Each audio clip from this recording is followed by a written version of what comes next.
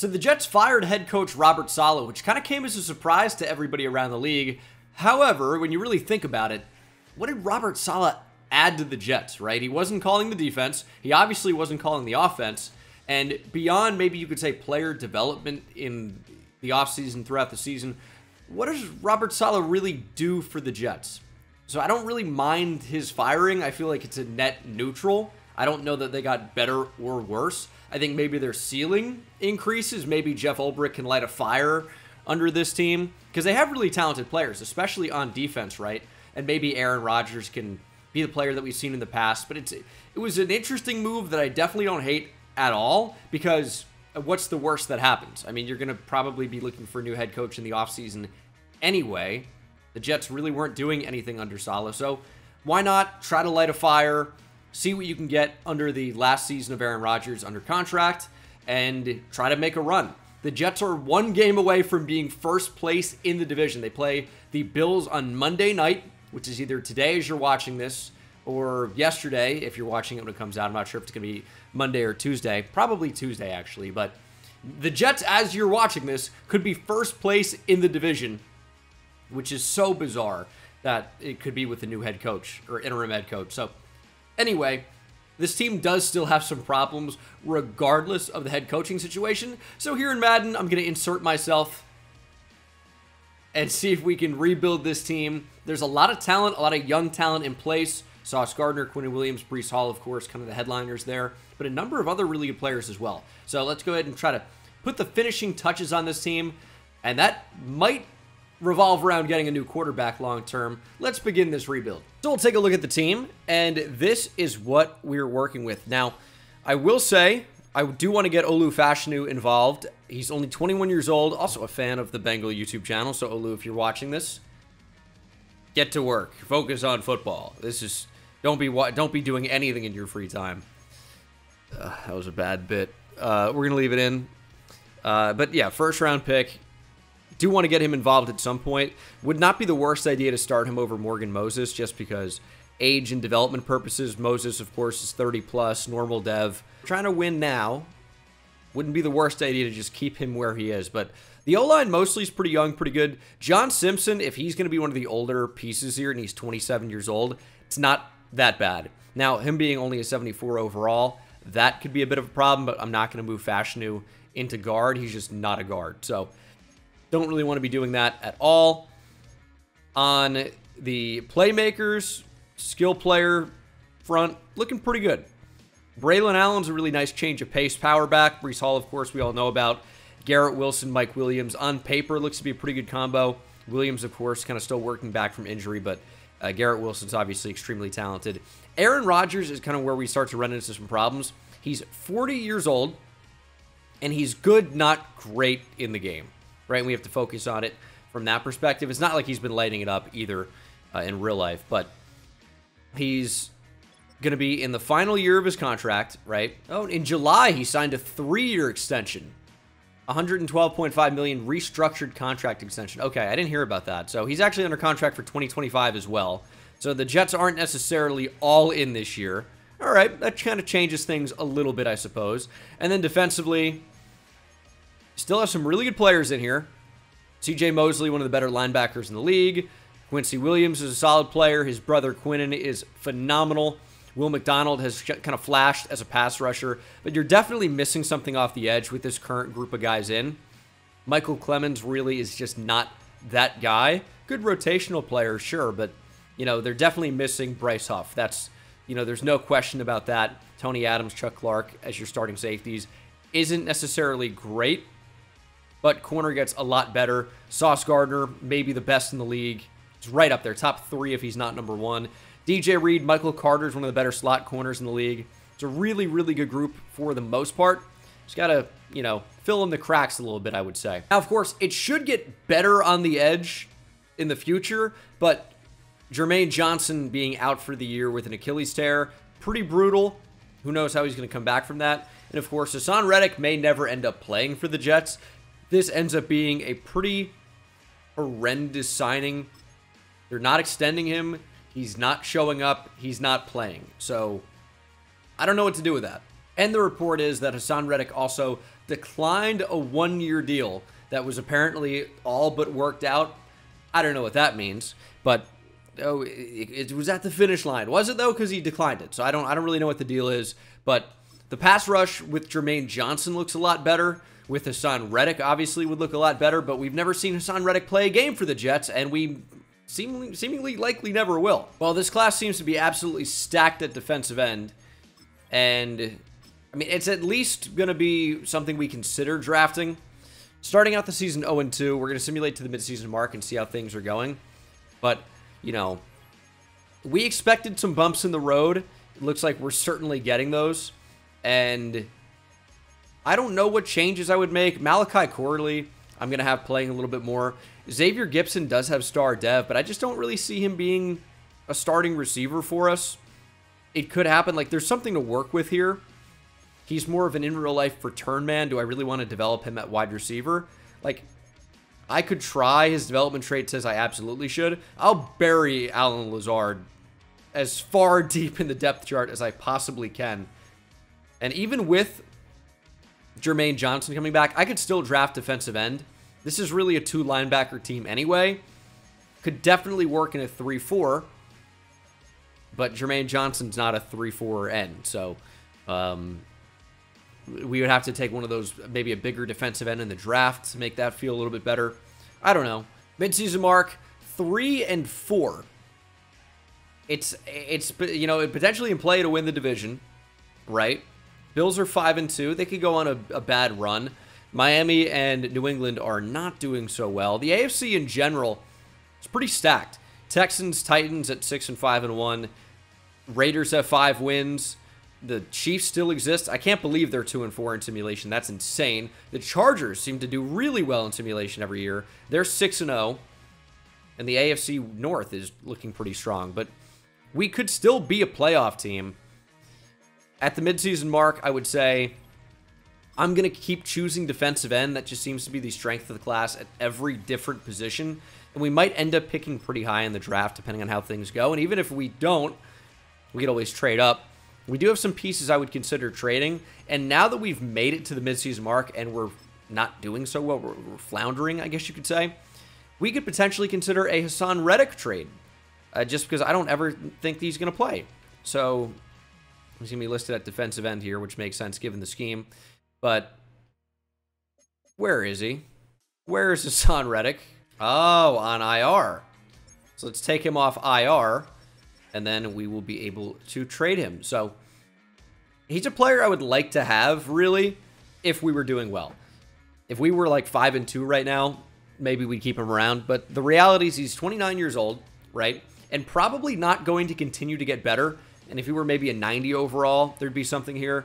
But it seems like we're kind of hitting the reset button in a way. It's a really strong draft at defensive end. It probably makes the most sense to trade Hassan Reddick right now and see what we can get in return. I wouldn't mind getting Tuli Tuipulotu. That is not the worst. Or even George Karlaftis. Like, this is the age-old thing of, you know, would you like the guaranteed player or the mystery box? And it's like, well, the mystery box could be anything. It could even be George Karlaftis. We should probably just take this trade. But I kind of just would prefer a pick. There's Brycehoff. I would say that we're not going to do that. Raheem Mostert, of course, we don't really have any interest in. I mean, Kayvon Thibodeau is here. I don't know why I would just prefer the draft pick. I think that's what we're going to end up doing. Obviously, it would make sense, but I think we're going to take a draft pick. Well, okay. Hassan Reddick is headed back to Philadelphia for a first-round pick. The Eagles are not doing so well in real life, and maybe that is due to a lack of pass rush. It certainly is. I actually think I looked into this. I think the Eagles are maybe tied for last in the NFL with only 6 team sacks. Something crazy. Okay, they have 11 now. So that's not as bad as I thought. It's still one of the bottom in the league. It's crazy. The Giants have 26. Such a fun team to watch right now defensively. Brian Burns, Dexter Lawrence. What an unreal combo. The offense. Let's simulate here. I don't even want to think about it anymore. We are trading Mike Williams, Morgan Moses, and a third to the Texans for Jalen Petrie and a second-round pick. It's just a couple of players that are not going to play any impact for us. They're in the final year of their deals. We weren't going to bring back Mike Williams. Certainly, we're not going to bring back Morgan Moses. This way, Olu Fashanu can start at right tackle. I think that makes the most sense. And, I mean, are we really going to miss Mike Williams? It's already an unsuccessful season, so no. He'll really make no impact. Will not miss him even a little bit. And I would say that there are a couple more players we could trade at this point, but it's probably not going to be doing that. You know, obviously, I don't really want to trade Aaron Rodgers.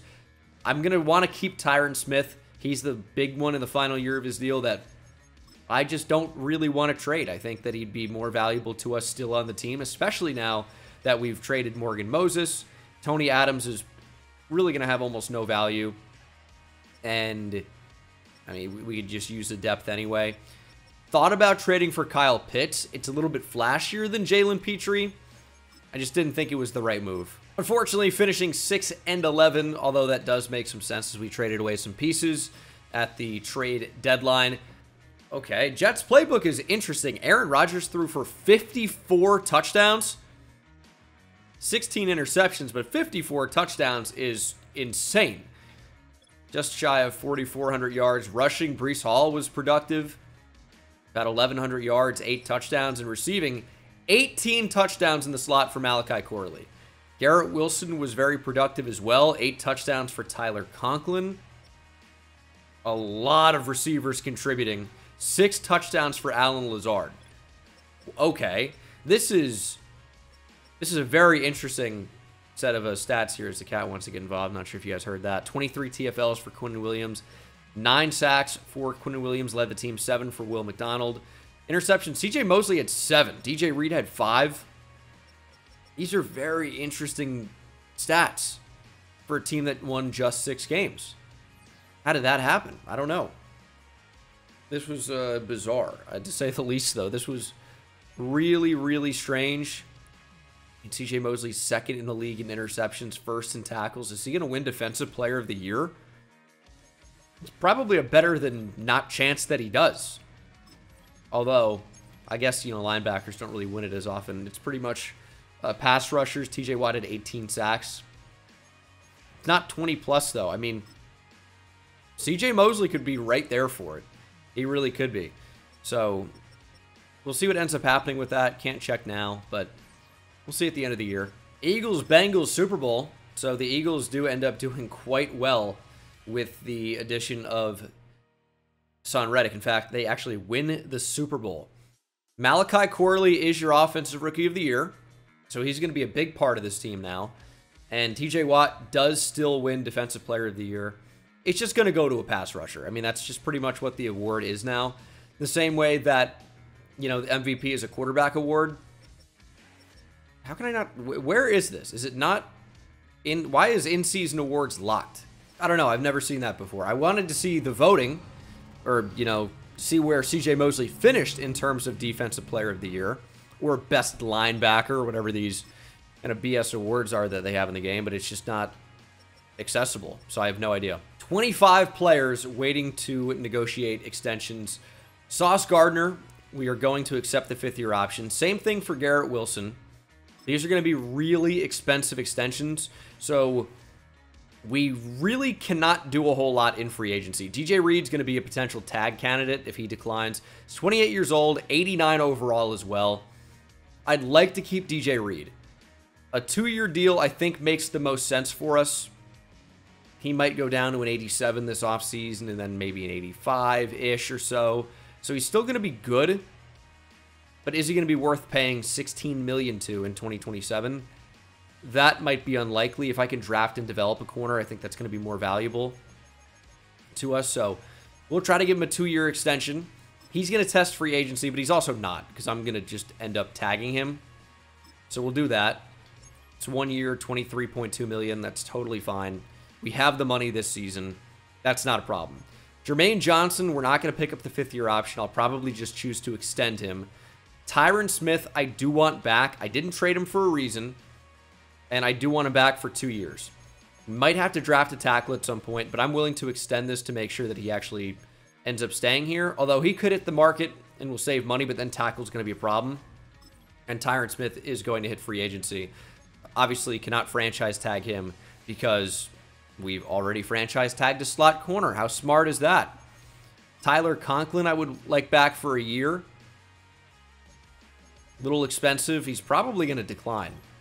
Although he is back, actually. He's getting $10 million per year. I mean, I would be too. Outside of that, I'm not super interested with any of these free agents, so we're pretty much going to let everybody walk here. I just don't think Jamie and Sherwood adds anything, or Javon Kinlaw. We need somebody to play the position, I guess, but I don't really want him long-term, so it's only a one-year deal. Tony Adams is a backup now, although we will need safety, but I'd probably just prefer to sign somebody out of free agency. So I'm going to leave things as is. The reason I don't pick up the 5th year on Jermaine Johnson, he's just going to be cheaper to extend next year rather than waiting for him to develop and then sign him at his most expensive when he's not even going to be developing at that point anyway, at 28 years old. So that's why I'm not picking up the 5th year option. Remember, it doesn't lock in that year. It's the next one is how that functions. So still had those guys under contract for the next year anyway. And then free agency-wise, we have $74.8 million, but with Wilson, with Sauce Gardner coming up, we don't really want to give any super long-term deals. Justin Simmons could be good. Javon Holland could be one of those long-term options. That's a possibility. Javon Holland is really, really good, and he's really young at only 25 years old. 9 teams are going after him. I want to be the 10th, though. He's 25 years old. This is one of those guys that you would want to extend long-term because he's really, really good, and he's actually not incredibly expensive when you factor in age and overall. I would gladly pay him as much as $16.3 million in a year, but I'm not sure we're really even going to be in contention. Yeah, Raiders and Niners want to bring him to the Bay Area. Well, I guess the Raiders don't play there anymore, but I don't know, whatever. Out west, I've offered Holland a 6-year deal as opposed to a 5-year deal now. Still quite expensive, of course, but maybe gives us a chance. If we don't end up getting him, we can pivot to maybe a veteran and still look to draft a safety or a DB in general. Not really too interested in many of the corners here. I think they're fine. Again, we can pivot potentially. Could use another off-ball linebacker even just for depth, but not really all that interested in many of the options. They changed the way these contracts function because this really isn't too bad, but also Devin Bush is not a high overall at all. We'll offer him a 2-year deal. Might not be a bad idea just to get somebody in the mix. Bring Elijah Moore back. He's so much interest in the Jets. That's totally not true. Tyron Smith wanted to test free agency, but I would be interested in still signing him, so we're going to offer him a contract here. There should be some type of interest with the level of money we can throw around. If he doesn't accept, we'll pivot to Garrett Bowles. He's clearly not as good, but he's still good. So definitely could be a starter for us. We'll see what ends up happening. Of course, we're targeting 3 players. Javon Holland, I would say, would be the biggest signing, but Tyron Smith and Devin Bush would still be good. We did get Devin Bush. We didn't get either Tyron Smith or Javon Holland. Smith headed to Detroit. Holland headed to Las Vegas. So it's an unfortunate miss. And now, as I said, we will have to pivot. John Johnson III, channel legend with his name. It's such a crazy name. I've been through it before. I'm not going to rehash it. But the fact that his name is John and his last name is Johnson. He's the son of John, which is his last name, and there's 3 of them. I mean, it just seems ridiculous. Whatever. All right, Bowles and John Johnson have offers. I think they're going to be accepting those, and they both have. So, new starting left tackle for 2 years. John Johnson is 2 years as well. They're not incredibly expensive, but they're also not incredibly good players. It's kind of like Band-Aids, especially John Johnson. Bowles, at least, is going to be probably an impactful starter for us after losing Tyron Smith. And then you wonder, okay, why didn't you just trade him? I was hoping we'd be able to re-sign him, of course. Olu Fashanu, by the way, Superstar Dev. Malachi Corley gets upgraded to Superstar Dev with winning Rookie of the Year. So the offense still looks pretty solid. And then defensively, of course, we brought in Devin Bush. Really more of a depth pickup. A lot of depth. You know, it's important. And I still like the defense, like, in general. Mostly looks good. We'll get Jermaine Johnson back at some point. So even if we can't land a top defensive end in the draft, which I think we're going to be able to, but even if we can't, we're still going to have a pretty good defensive end there next season anyway. Unfortunately, though, you know, we don't get that year of development for Jermaine Johnson with him being injured. So he's playing up to an 80 overall. That's John Johnson. That's not Jermaine Johnson. This is Jermaine Johnson the second, not John Johnson. So he's still going to be out 15 weeks. But he should be back by next season, I think. The number one player in the draft is a guaranteed top 5 talent. Dylan Harris from Oklahoma State. Also big enough to play 3-4 end if I wanted to do that at 280 pounds. You get away with it. B block shed, B finesse moves, A power moves, A tackle. Elite speed, good strength, elite acceleration. Yeah, pretty good player to potentially add to the team. This is definitely somebody that would be worth trading up for. I have to see if he's projected to go number 1 or not. I would expect that probably so. The other defensive ends in the class are just not very good. Colt Springs I was going to like potentially target if he fell to the second round. That doesn't appear to be happening. He's up 8 spots. Again, we'll see the mock draft. It's typically pretty accurate. So we'll be able to know almost exactly where these guys are going to go. What about Thomas McPhee, though? Top 5 talent at receiver. He's got good speed. Obviously, as the playmaker archetype, very good with the ball in his hands, but can also catch, is a solid route runner. Would be a really good fit in the slot. I know we have Malachi Corley, but that would be a good player to potentially add as well. And then outside of that, you know, corner, potentially tight end, offensive tackle. Like, we have a number of needs. How are we going to go about it? We could also, you know, not trade up to number 1 and take a good player down the board. But I typically like to try and add the best players. I'm not really content with good. I want, you know, the best possible. Tony Thurman, though, could be good value. A Wisconsin center, Joe Tippmann, could be fun. This corner looks actually very good, though. Damian Black from Vandy. Yeah, that might be the guy. A-man, B-press, B-zone, A-catch. Don't even need to know if he's a good athlete. Those, you know, attributes in round 2, very, very good. Final mock draft does have Dylan Harris going number 1 overall. So if we want him, it's going to be a trade up into the top 1. Not ideal. Now, I did look at a quarterback early in the year, but if we have Aaron Rodgers for another season, I probably want to rock with him. Sebastian Clemens, we have the 8th pick, by the way. Could be a decent option. We'll see if any of the outside linebackers are particularly athletic. Thomas McPhee, expected to go at 12, is going to make it really, really difficult to get all of the players that we would want. So I would say receiver, maybe not the most important. Like, it is, but is it worth moving up for him? I don't know. Colt Springs, expected to go at 24. What about the corner? Okay, not in the mix. We have the 32nd pick, though, courtesy of Philadelphia. Okay. I definitely would consider taking the corner with that pick. Definitely not going to take this Texas A&M quarterback. No chance. The thing that makes it difficult, though, is when you can guarantee a top 5 player in the draft, that type of thing is tough to turn down. And if that receiver is guaranteed to be top 5, which we know he is, why do you take a shot and gamble when you have a guaranteed thing? So, I don't know. It's going to make it an interesting choice, interesting decision.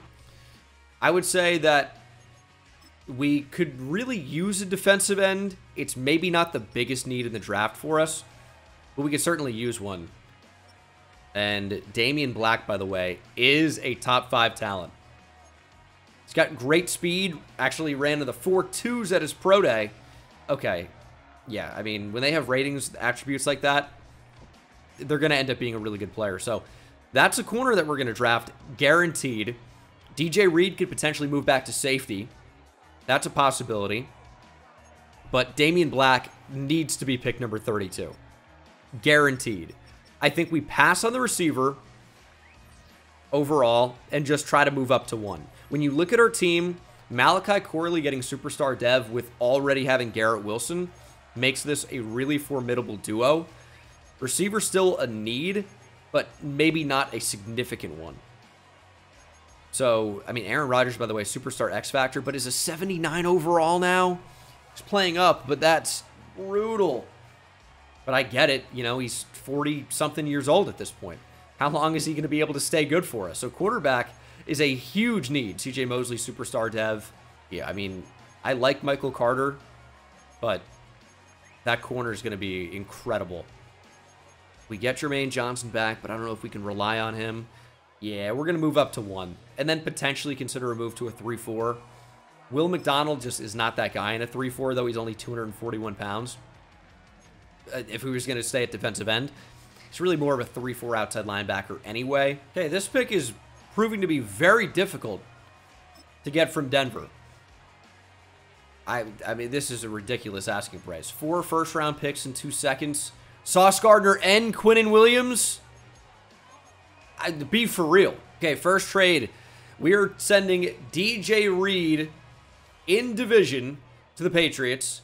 A second-round pick, number 55 this year, and a second-round pick in 2027 for number 4. So, a couple pretty valuable picks, and obviously an 89 overall corner. That seems crazy, but he's playing on the franchise tag. He was getting older, and we have a really, really good corner in this draft that we're going to be targeting. The number 4 overall pick. Having that really changes things, because now with Denver, who didn't want the number 11 pick or number 12 or whatever it was at all, number 4 becomes a lot more valuable. Number 8 even. Okay, so this is going to make it actually possible. Ideally, I don't trade number 8. Maybe I take that receiver there. But I think it's going to be pretty difficult still with number 4, even number 40, to get anything done. I just really don't have any players to trade at this point. So if we want number 1, I think we're gonna have to come off the number 8 pick. Can I try a 2027 first? The 8's gonna have to be involved, and even this is not gonna get accepted probably. Yeah, 2 top 10 picks for number 1. They just don't want to do it. It is close though. It's nearing the finish line.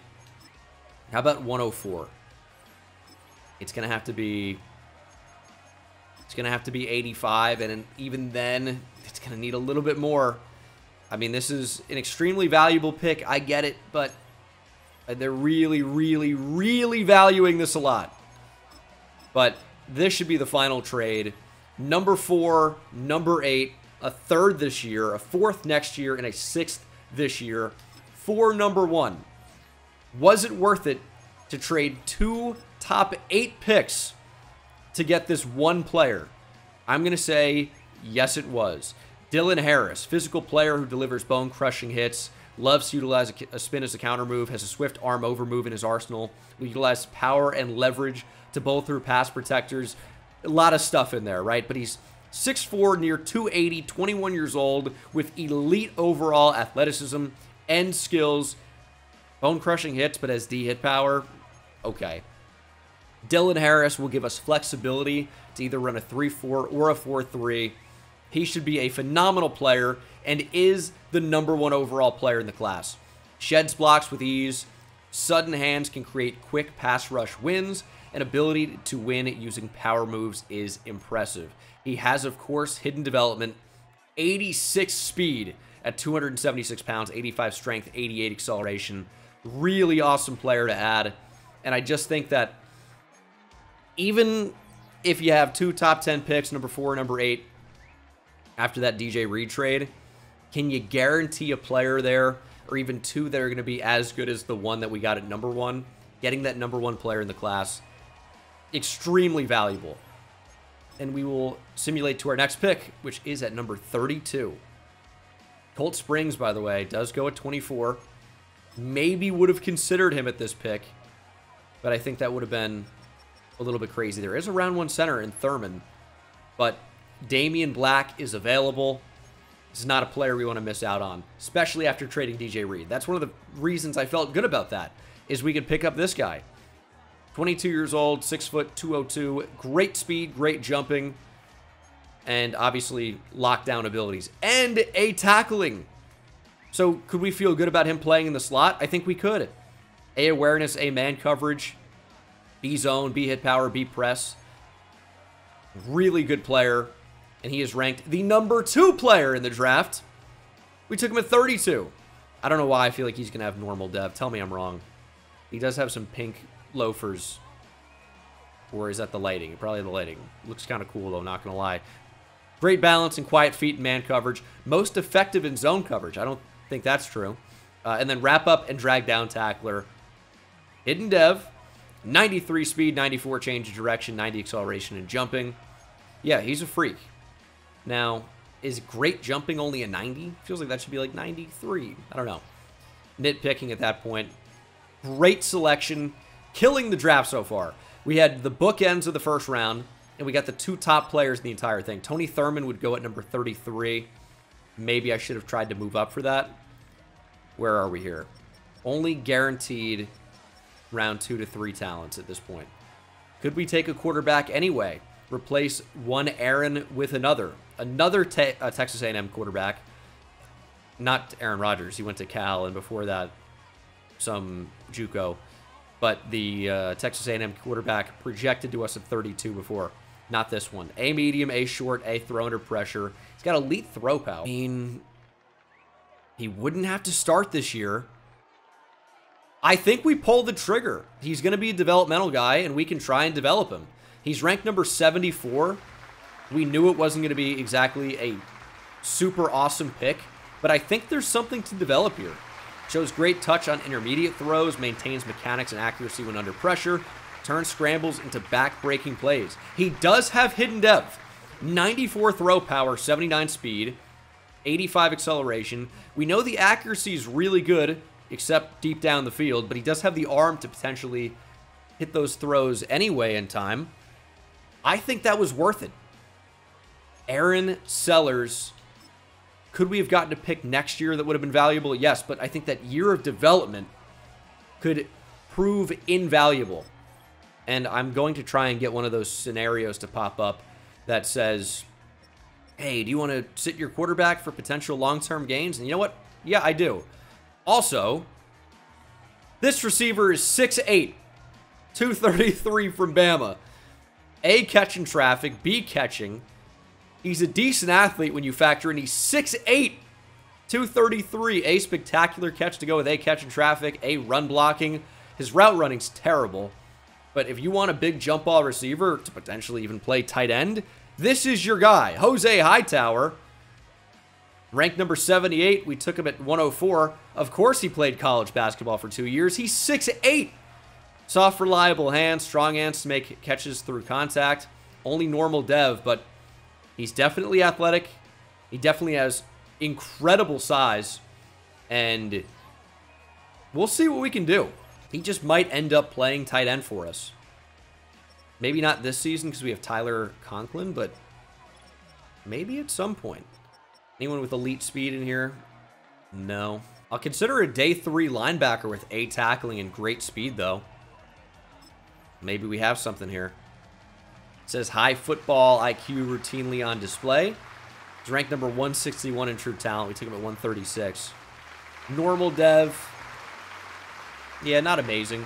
Probably just never plays for us. Draft recap. I mean, we know we got the top 2 players. I'm just hoping for 80 overall plus on both of them would be awesome. And that's actually exactly what they are.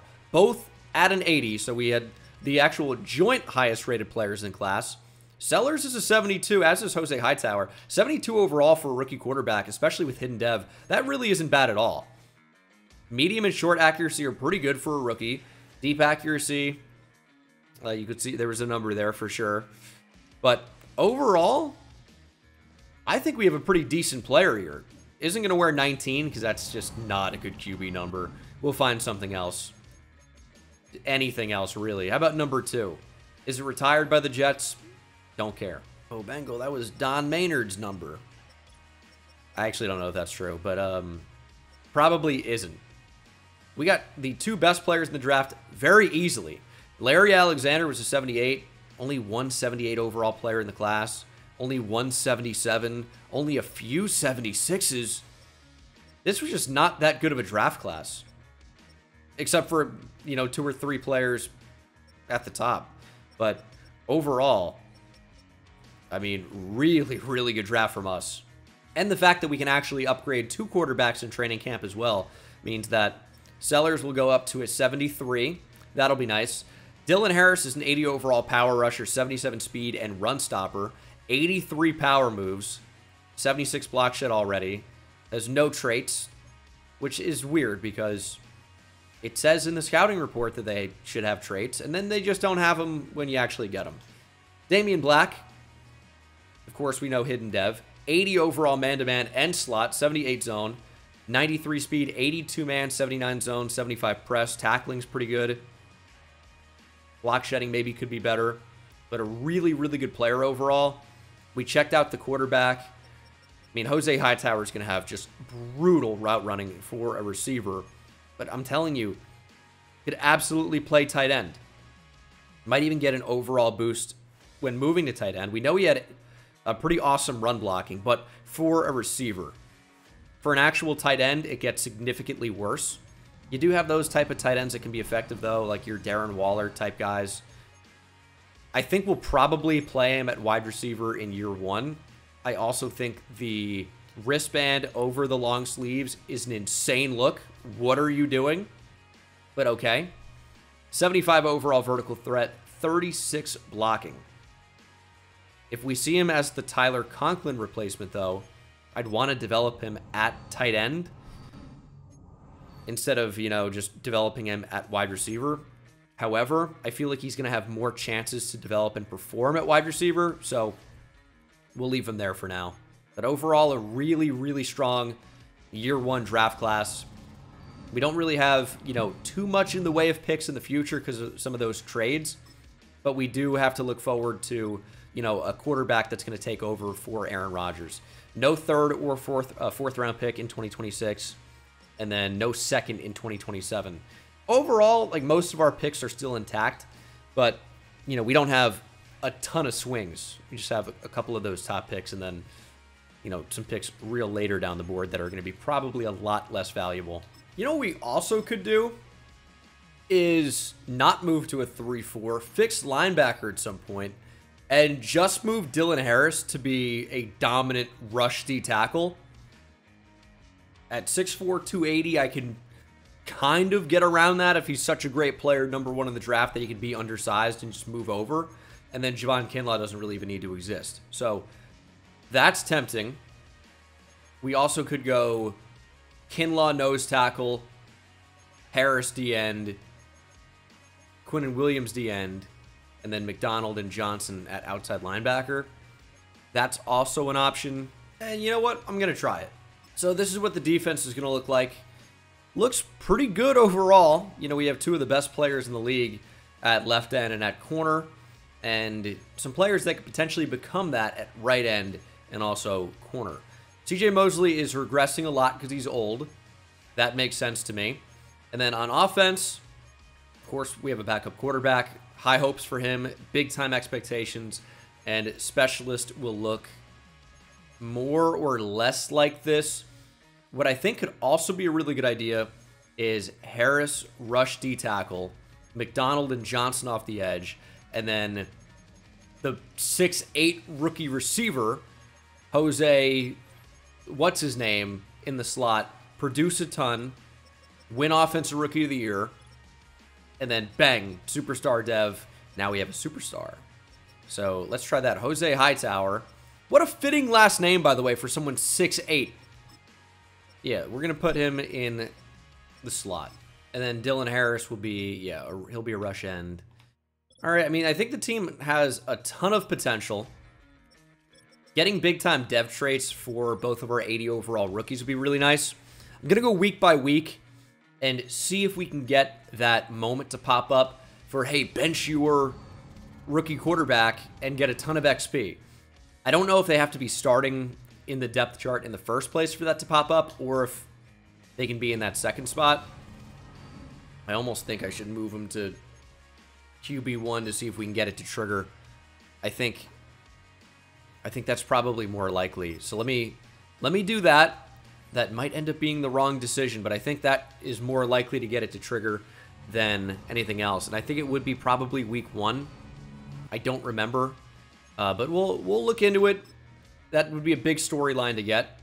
It's kind of like the only reason why those would be even important at all. Sean Clifford's on the team, huh?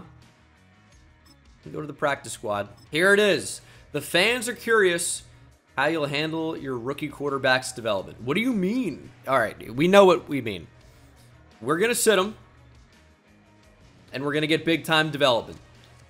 Aaron Rodgers is our quarterback. Aaron Sellers is our backup QB. We can 100% commit to that. He will not play at all, let alone play in less than 3 games. Unless he's going to try and come in as a holder. I'll make him QB 3. He won't play. It's Jordan Travis season. Sellers, QB 3. He does have the QB of the future tag. I like that. You guys have seen the team. Hopefully Aaron Rodgers has a big season. We are trying to be competitive this year. Will we be sellers at the deadline? Maybe if there's a player on an expiring contract with, okay, there's 800 storylines. But maybe if we're not being competitive at the deadline, we move someone on the final year of their contract that's not in long-term plans. Other than that, though, you know, we're good. But yeah, let's, I mean, we need accuracy. Arm strength is good. Deep accuracy especially needs to go up. So we're going to go week by week. If I see any storylines, we'll go ahead and do them. I don't like the cadence in which I'm speaking. I'm saying 2 words, pausing, and then saying 2 words every time. If we see any other storylines that fit, I might include them in the video. I might not, but otherwise I will be doing them. So don't worry about that. And of course, hopefully we end up having a monster development of him, and he's way better than Aaron Rodgers when, you know, the offseason comes. So we'll have to see. I think our rookie right end can get 8 sacks. If he does, he'll get 9,000 XP. It is a little bit weird because he's playing defensive tackle and defensive end, but we're in a 3-4 and he's not rushing off the edge currently, and that could change next season. But for right now, he's going to be a rush D tackle, right? So, no, I don't want Michael Clemens to get... No, don't even bother. I don't think it's a good idea. Nah. No, thank you. But yeah, he's playing rush D tackle instead of rush end. I think that could absolutely contribute to not being extremely productive as a pass rusher. We'll have to see in our 3-4. No, Jordan Travis could not. It's not a good idea. Jordan Travis is not going to be developed from Aaron Rodgers. I should have had the rookie quarterback in that spot, dude. Why'd I move him to QB3 now? I got worried about the holder thing. They probably factor that in. It's probably the punter holding, which is typical in the NFL nowadays. But now I've already done it. I don't even know what to do. I'll move him to QB2. Whatever. I don't want to miss a moment. And it's like, hey, are you still sitting Jordan Travis hoping for his development? I'm like, not Jordan Travis, please. Anyway, this is a little rambly. Okay, so we have to guess how many wins we're going to get. We're 4-0 right now. I'll guess 10 or 11. So I don't know if we're going to continue to be this good. 4-0 is a really, really good start, right? We could absolutely get to 13 or 14 or maybe even more than that. Very good offense. Our defense is playing fantastically. So we're doing great so far. The Jags are very good in sim, even though they're not very good in real life. So we could drop to 4-1 here. You never know. Week to week is always so strange. Not only in Madden sim, but in real life. So I kind of get it. As we do drop to 4-1. And mock draft 1 is out. 17 players ready to negotiate contract extensions. Breece Hall is a big one. Elijah Vera-Tucker. Jalen Petrie, who we traded for. Quincy Williams. Jermaine Johnson, we knew about that one. Gibson, I honestly just don't really want. CJ Mosley, I don't really want, but we can't trade. Aaron Rodgers, I'm not really going to want for the future, but we can't really trade. So a lot of these guys will just end up walking. I do absolutely want the top group, especially having a 90 overall plus running back in Madden Sim is really, really strong. Breece Hall is back long-term. Pretty cheap contract, all things considered. Like, AVT significantly more expensive.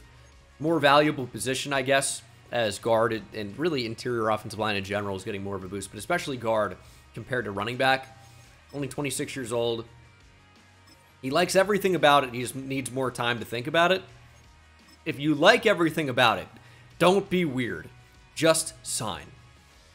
Jalen Petrie is going to just sign, hopefully. Nope, it's just a real tempting offer. He doesn't want to be here, though. Neither does Quincy Williams. Yeah, I'd hate to have you play with your brother to finish your career. Oh, that would stink. I don't want to give him a 5-year contract. We'll do 4 years. This is just too expensive, but he wants a lot of money. That's a franchise tag candidate. Jermaine Johnson, I didn't pick up the 5th-year option on, so he would be cheaper if we extended him. And he is. So what's his ceiling?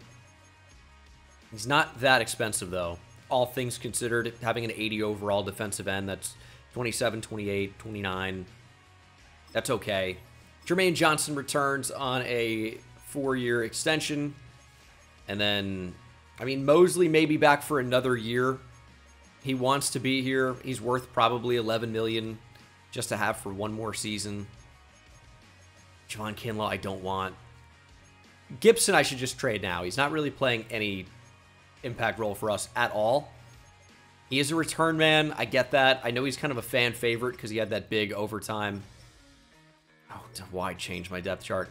He had that big overtime play. Kick return, touchdown, but I don't really want him. When I say kick return, I think it was a punt return touchdown, if I recall.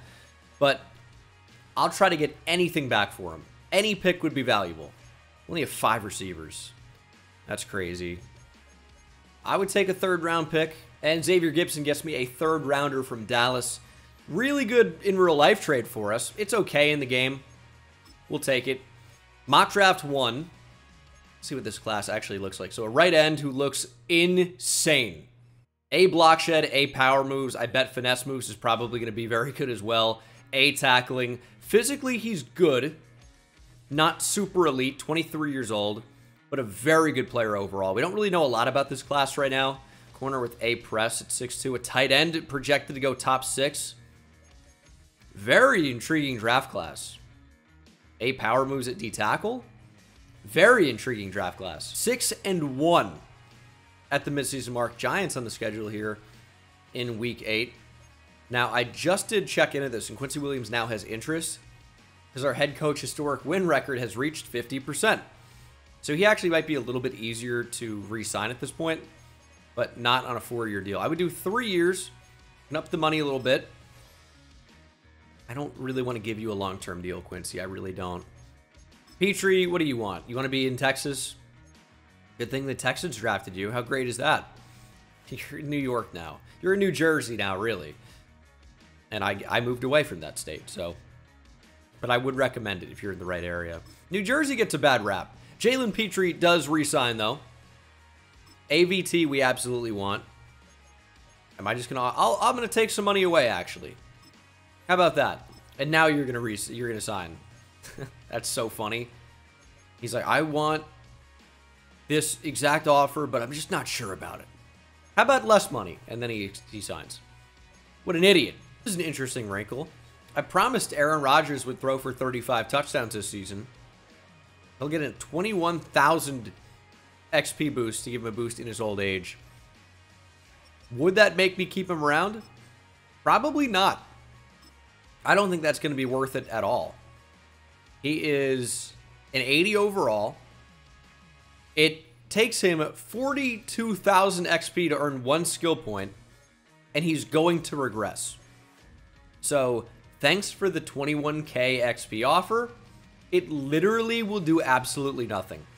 Maybe if it was 121,000 XP, which sounds like an obscene number, until you realize he's going to regress by like probably 4 or 5, and 121,000 XP might get him back to the same level he's at now. It might not even do that, depending on how much he regresses, of course. So, thanks for the 21k. That's not an impactful storyline at all. We're winning games, but so slightly. A 2-point win over the Giants, a 3-point victory over the Ravens, but 8-1. So playing extremely well up to this point. Well, we're already at 12 wins, so we are almost certainly going to pass that projection. I think I said 11 or 12, right? I don't really want to lose these final 2 games to make the prediction right, but it might end up happening. We'll see. So rookie blueprint should be, hey, your rookie quarterback has not played at all, right? Is he developing? Hopefully. I've been waiting for the development. So focus on what you asked us to, and because he had so much time to develop, he had a major breakthrough. I feel like he'll be ready to compete for the starting job next year. It's exactly what we want. 40,000 XP, and his deep accuracy is improved by 3. That's pretty good. 40,000 XP also for a young player should really go a long way. And we'll check him out here in the lineup screen. So it was a 72 overall when we drafted him. We upgraded him to a 73 overall. And now he is a 78 overall. So that's our 77. Only 22 years old. And at this age, it costs only 79.79 XP to get him up to another level. So here's what we're going to do. Deep accuracy is playing up to an 80. I'm going to turn off auto upgrade because the way it works in this Madden is it upgrades everybody in that week as soon as you spend 1 skill point. So I'll turn that off and we'll just upgrade him systematically, probably with a lot of, you know, maybe either strong arm or improviser going up. Probably improviser. Otherwise, it'll just do 1 of whatever I choose and then 9 to field general, which not really what I want to upgrade. I think probably improviser is going to be the best bet. Maybe, you know, strong arm as well to get deep throw up. That's a possibility. The rest of the team, though, see our dev traits for our rookies. We had hidden dev on the D end, who's now hybrid D end D tackle on the corner and on the quarterback. Show me an X factor. Okay, both superstar, which is good. I'll take that. Harris is up to an 84 overall, playing up to an 86. Looks really, really solid overall. I think he's just been, yeah, power move going up a little bit, tackle maybe, awareness I could see going up a little bit. Nothing too crazy. I think power moves was already pretty high out of the draft. It was like an 83 or something. So that's gone up kind of the way you'd expect. But check this out. Damian Black playing up to an 85 overall, up to 88 man, 81 zone. Of course, those are playing up with morale, but it's just easier to say. Only 22 years old as well. Really, really strong stuff here in year 1 or of their careers. In year 2 overall, we're playing really well. My edge rushers aren't doing amazing in terms of development. Maybe something will change along the course of this season. I doubt it, but maybe. Okay, Aaron Sellers. Hopefully it doesn't glitch out and lets me actually spend these points, because getting deep accuracy up a ton would be huge. So if we do improviser 5 times, we should get some pretty big boosts to deep throw accuracy. It's not going to be every time. That's plus 3 throw accuracy mid, though, up to an 89. But those are, like, you know, short, medium accuracy. Those are going to be upgraded by default with field general. So I'm really trying to get lucky and get throw accuracy deep. We're going to probably keep choosing improviser. Get his lowest overall archetype upgraded as much as possible. He will absolutely be the starter next season. It's just plus 2 to throw accuracy deep in the last 2 upgrades. I would take another one here. And there's another one. Throw and the run continues to go up. And his overall continues to go up as well. Plus 3 to throw and the run. He's up to an 81 overall. 75, maybe now 76 improviser. Throw accuracy deep is up to an 84. His overall would be higher if I just went into field general, of course. But I think making him as well-rounded as possible is going to be the best long-term. And you can also see the XP needed to go up to the next level actually is dropping somehow, which is interesting. I guess he's becoming one of the best in the league, and they're trying to make it even easier for that to happen. As he hit the next threshold, the overall XP needed to get up to that next level, get another skill point, has continued to go down. 6,177 now, and we are done. He's up to an 84 overall, but improviser archetype up to an 80. Accuracy in general now is incredible. His awareness is still quite low. Play action never gets upgraded from my experience in the upgrades, but it doesn't matter too much, I suppose. But you'd think awareness would go up by now. He's already the number 17 ranked quarterback. There's 16 other quarterbacks ranked at least an 84 overall. That just isn't true. I mean, it is true, but that's just not right. There's way too many quarterbacks that are rated too high in this game. Way too many if that's the case. And we do beat the Bengals. So we finish with 13 wins. What a season. 13-4. And that is good enough for the #1 seed in the AFC. So we are not playing the wild card here because we have a first round bye. Now, before we check out and see if we've actually accomplished any of these, we'll check out the actual stats and see what things are looking like.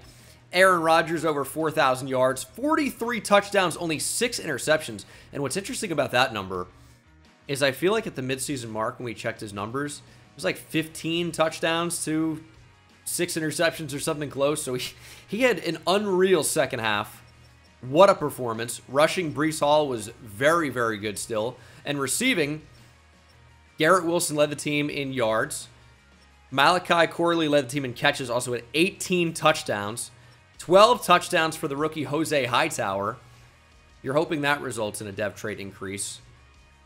What a season for Jose Hightower. His route running is still abysmal.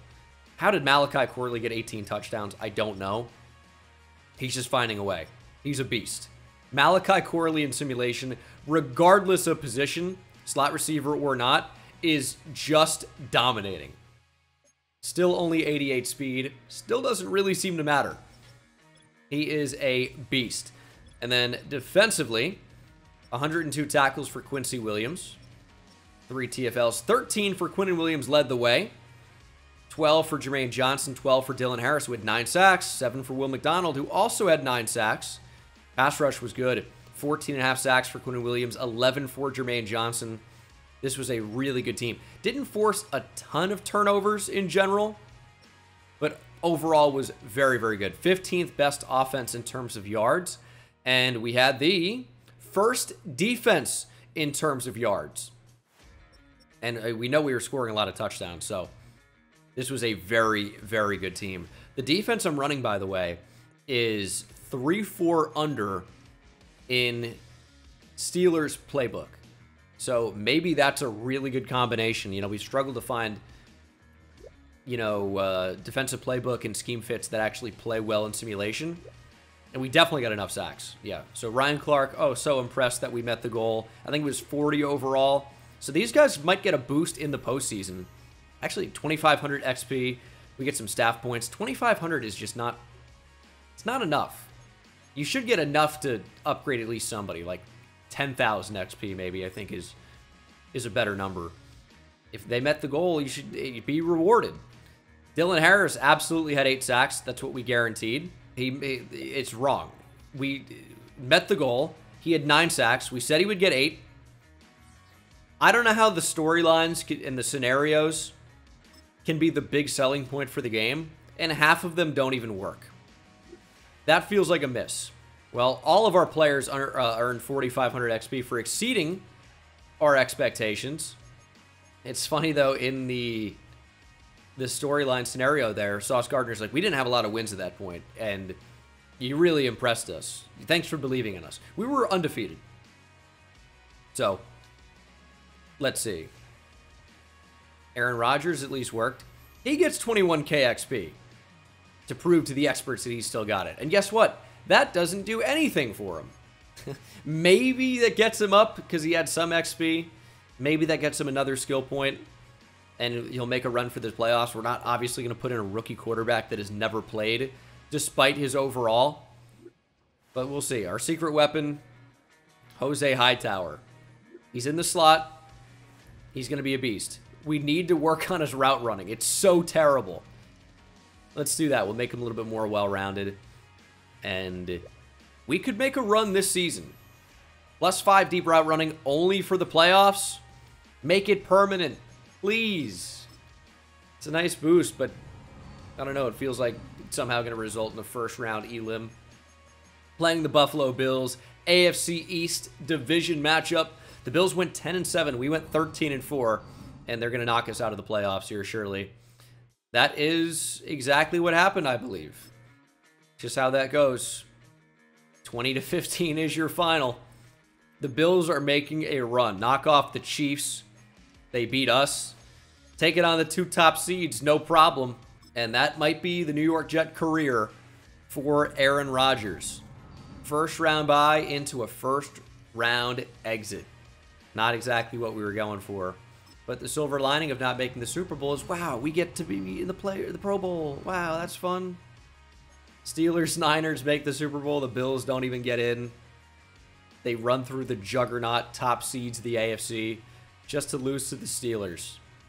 Josh Allen is your NFL MVP, as you can see in the top right. TJ Watt looks like is going to be your defensive player of the year, potentially.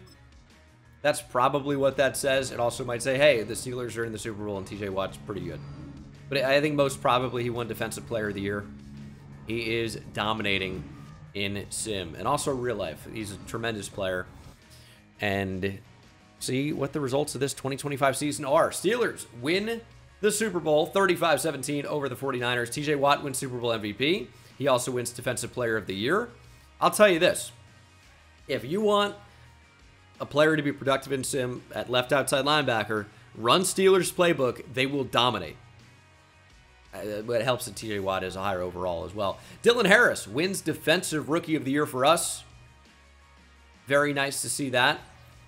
I don't know if he's going to get a boost to Superstar X Factor. I guess it's possible. I wouldn't expect so, but I guess it's possible. I think that type of boost only happens if you're at the upper echelon, top of your stat. So defensive end, if he was top 3 in the league in sacks, maybe. What do we want to do? I'm going to say there's no specific plan. We're already really good. We don't have no plan at all, but we're happy with our talent. We have a tremendous roster. We're going to be in the playoffs, although with Madden Sim, maybe not. But I guaranteed we'll make the playoffs. That feels like something you don't want to say. But what am I going to say? We have no plan in the offseason? Seems dumb. We're going to try to get better. Can I guarantee we're going to make a splash? And then do I want to be forced into that decision? Feels like a mistake. So we're not going to guarantee anything crazy. We do have an 87 overall, though. A ton of money. Quincy Williams is down to an 87. I will franchise tag it if he doesn't accept. How about a 2-year deal? He's going to test free agency. No, you are not. 1 year, 20 mil. We'll pick up the 5th-year option on Will McDonald. Next year is going to be really, really expensive with Sauce and Garrett Wilson. That's probably like $50 million a year, maybe 60 between the two. Conklin, I don't necessarily need. Kinlaw, don't need. Rodgers is down to a 77. So he did get a huge XP boost, and guess what? He's lost a ton of overall anyway. So, didn't really matter at all. John Simpson, I think we can let walk. I mean, it's going to be a lot of letting players walk here. We do need somebody to play tight end, so there are worse players than Tyler Conklin. It's kind of a bad review. He's going to end up walking. We might end up taking a defensive tackle or moving up for one, which I would also be taking a defensive tackle, but not going to bring back Javon Kinlaw. So the roster does get a bit thinner here. We'll see what we manage to do in the draft. We don't have a top 20 pick, I don't think. So it's going to be difficult to really get a lot better a lot quickly if we want to do it via the draft. We'll have to trade up a tremendous amount probably to do it. Okay, no more Garrett Bowles. He's retired. So the whole right side of the team, it would appear, needs to get a lot better. No right guard, no right tackle, no tight end. Jose Hightower, because he didn't win Offensive Rookie of the Year, even with a great season, is still only normal development. He looks really good, though. I'm thinking it'd be easier to find a third receiver than it would be a big-time tight end. We could potentially draft one. But for now, Jose Hightower is going to play tight end. He's going to be a receiving-focused tight end where he's playing up to an 82 overall. Blocking's still, not good. 58's not terrible, but it's not good mostly. He's going to have to play a big impact as a receiver. And that's okay. That type of tight end can thrive at 6'8", 233. Definitely has the overall size to play tight end, even if he's going to be built a bit lean for a tight end at that height. Still quite good potential. Sellers is an 84 overall, only star dev. You're, of course, hoping for a little bit better than that. However, the attributes are already really good. He's only 23 years old. and nearly an 85 overall, he's going to end up being a beast, and we know he's going to be really productive. Superstar dev now for Jermaine Johnson. That's quite a nice improvement. And we could use an upgrade at safety and D-tackle. We have money in free agency, but again, I don't want to spend all that much. The good thing, though, is because Aaron Rodgers is hitting the market, we don't have to pay him a ton of money, right? And that's a lot of what was counting against us. Now that we have a rookie quarterback on contract, it's going to be a little bit easier to surround him with talent. So we have a little bit more flexibility now. One of my biggest annoyances with Madden franchise is that you can't extend players before their contract's up. That feels like a no-brainer ad. Because I would sign Sauce Gardner and Garrett Wilson right now. I'm sure they would appreciate the long-term security. And then I would know really how much money I'm going to have to spend. Or that I have available to spend, I should say. Unfortunately, that's not the case. Unlikely to get a receiver. Probably draft one because it'll be cheaper. I do need depth at tight end. Adam Troutman will work. He's a little bit more expensive than I would want. Okay, I'm not going to give him $60 million. Let's take the bonus down. That would have been a big mistake. He's probably not going to sign on for that, but we know we need help on the O-line. David Edwards is an option. At right tackle, I would say Taylor Moton is a very good option.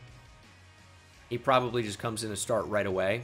I'm comfortable with a 2-year deal there. Is anybody else going after him? No, it's just us. So hopefully he ends up signing. And yeah, I would say let's try to bring in David Edwards. He wants to be here. There's a little bit of room for development here, or at least to hold his overall, which I'd take a 77. Devontae Wyatt would already be 28 at this point. That seems crazy. Older rookie, though, I suppose. DJ Reader is pretty expensive, but would be a great 1-year starter at nose tackle. And it would mean that we don't necessarily have to go out and make a big move up for defensive tackle. I'll do a 1-year deal for Devontae Wyatt as well. Wyatt obviously has more of a chance to accept here. Bengals really trying to bring DJ Reader back, and they certainly miss him in real life, that's for sure. Although, you know, guys like BJ Hill dominated the Giants tonight as I record this. What a monster player he is. Former Giant, although a very different type of player than DJ Reader. He's more of a space eater, more of a hold the point of attack guy, whereas BJ Hill can actually rush the passer a little bit. Ronnie Hickman, only 24 years old, went to Ohio State but wants to play in a warm weather state. That's interesting. That could be somebody to go out and get. So let's go ahead and pull the offer on Devontae Wyatt for now. We'll come back to that. And we'll try to get Ronnie Hickman. Ronnie Hickman's only 24 years old. I could see him being a starter for us. I mean, a 78 overall player at 24 years old is really pretty good. If you drafted a rookie that was 24 years old at 78 overall, you'd feel pretty good about it. He's got star dev. I don't even want to make this a choice. Pick the Jets. How about a 5-year deal? Up the money. We don't want you to go to Carolina. We'll go ahead and see who decides to sign. Could be a lot of good news. Moton and Troutman still mulling over offers, but we do sign Ronnie Hickman and David Edwards. So pretty good start for us. And now we can potentially add a Devontae Wyatt as well. So looks like he decided to sign elsewhere. Devontae Wyatt should be able to bring in pretty easily. DJ Reader was going where instead of us? Let's see here. Cincinnati, that's right. So I'm not that mad about Devontae Wyatt instead. Assuming we can get him, which it looks like that's going to be a pretty safe bet. Should get Moton as well. Although everyone is still mulling over these offers. Why are you not signing? Taylor Moton, still considering. Same with Devontae Wyatt and Adam Troutman. Troutman at least I get. We do bring Devontae Wyatt in. Taylor Moton is headed to the Broncos. We gave him more money. Is Western Michigan the Broncos? Do you just want to have a fascination with playing for horse mascots? Or Broncos specifically? Caleb McGarry is still available here. No one has even offered him a contract. Can we steal Caleb McGarry? That's not a bad starter for a pair of seasons. Kind of like what we did with Garrett Bowles. That would be a nice addition. Adam Troutman still mulling over offers. McGarry might just sign immediately. And he does, as does Adam Troutman. Ends up being a pretty decent free agent class for us. Not really big-time long-term commitments there. Still could be difficult to bring back Sauce and Garrett Wilson. Have to see what ends up happening with that. I should be the one who knows, but it's hard to say at this point in time, unfortunately. It's interesting. Antoine Britton, 6'3", 254, looks to be a pretty good tight end prospect. However, it's only around 2 to 3 talent. So definitely not worth a first-round pick by that logic, but looks pretty good in those key ratings. Ramon Boone, 6'8", 340 out of Ohio State. DeJuan Jones clone. I think DeJuan Jones also has maybe even like 30 pounds on him. How big is DeJuan Jones? Listed at 6'8", 374. Yeah, I mean, he's a freak. Dimitri Hardwick looks like a monster. Expected to go at number 1 overall. We are just not going to be able to get in position to draft him, and that's okay. Kyle Cunningham, another defensive tackle. Expected to go at number 7. Also going to be very tough to get in position to draft him. Junior Davis at 16 is where we might consider making a move. Junior Davis to the Texans, if we don't do something about it. Otherwise, we pick at, what, 26 here? 28. Oh, wow. That's late in the draft for not winning a playoff game. That's not great. But the players that I did like, not really expected to go in round 1.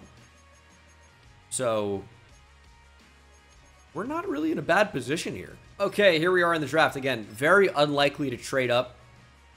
Maybe something changes, but very unlikely. In terms of true talent, we don't know about any top 5 guys, but Ramon Boone is a round 1 talent at right tackle. Lance Sexton is a round 1 talent at left guard. Junior Davis is a round 1 talent. That might be the guy we trade up for if we're going to trade up for anybody, like I talked about. And then a lot of round 1 to 2 talents, which is good. Not great, especially if you're expected to go in the top 5. We just really don't have a chance at that point. So I'm going to say that I think pretty clearly Dimitri Hardwick is the best player in the draft. Just the combination of all of his attributes being an A, pretty much it feels like. He's just going to be great. We can get value, though. Junior Davis, by the way, is one of the few players in this class with elite speed. 4.75 40 at 304 pounds is absurd. Great strength as well.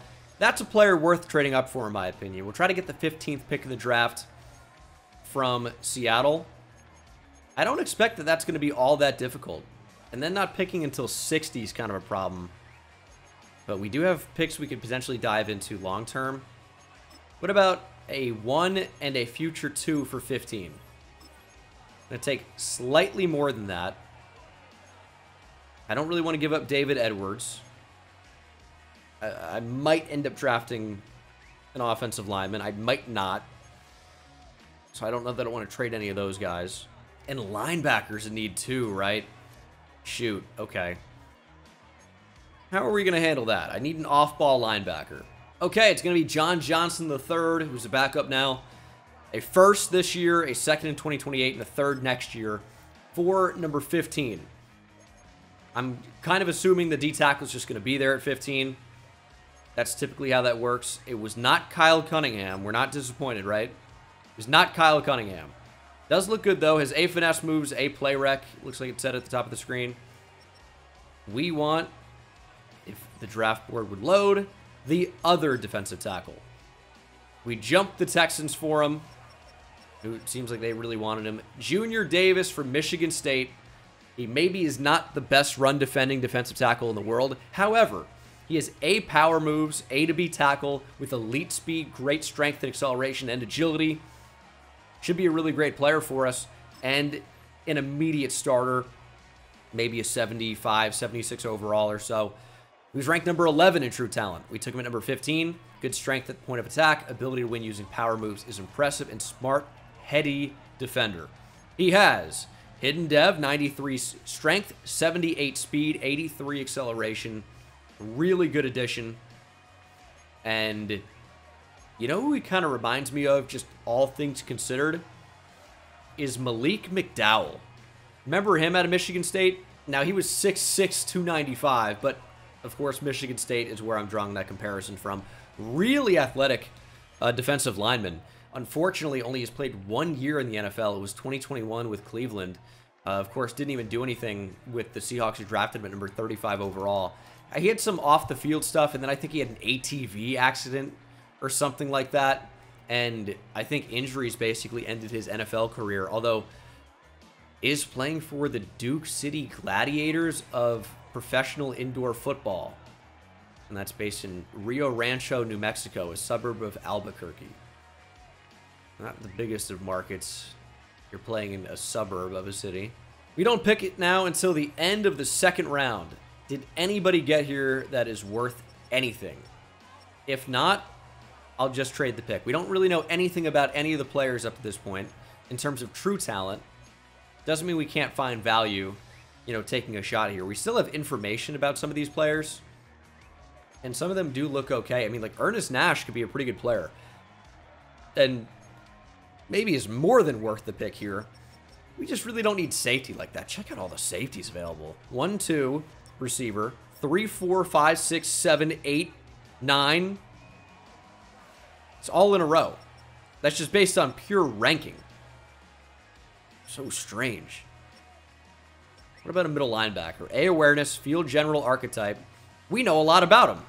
Be athletic, please, because you got great block shed pursuit, tackle, maybe zone coverage. He's got great speed. And he's named Thad. I've seen Blue Mountain State. Seen Reacher, even. That seems like a blessing that he's available. There are some linebackers with elite speed. Projected round 3 or 4 also looks quite good. Block shedding B to D, pursuit B, tackle B, zone coverage A to C. Ran in the 4.3s at his pro day. What if we got both? ¿Por qué no los dos? Thad Franklin and Orlando Burgess. I'm in. Yeah, we're absolutely going to do that. Is Carlos Ross going to change my opinion? He also looks pretty good. But not going to be who we take here. So, Thad Franklin is pick number 1. 6 foot 245, built like a big-time thumper, but can also move a little bit in coverage. He's a pretty solid overall athlete. And he has A awareness. He's going to be really good, I think. Thad Franklin, welcome to the Jets. Possesses good speed for a linebacker, good football IQ, rarely misses tackles. Ranked number 38 in true value. We took him at 60. Already a great pickup. Only normal dev. 88 speed, 87 acceleration. Really good player. The dev trait is a little bit disappointing. But that's why we're going to move up for the other linebacker. And we're going to do it with a division opponent. The Buffalo Bills. They could potentially use a middle linebacker. Not with this pick. You're going to trade it to me, I think. Okay, this is a very interesting trade. We're getting a little bit crazy. CJ Mosley headed to Buffalo. A first-round pick next year. I hope that's number 32 overall. I want to be a Super Bowl team. A third this year. A third in 2028.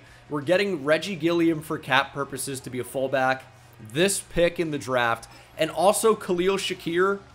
It's a very weird trade.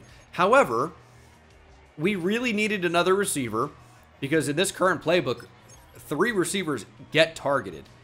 Khalil Shakir gets a +6 morale boost. Is it because the Bills were in the Super Bowl? Were they? He looks extremely good with these boosts, but still good otherwise. Really, really good third option to add. He's an 85 overall, really.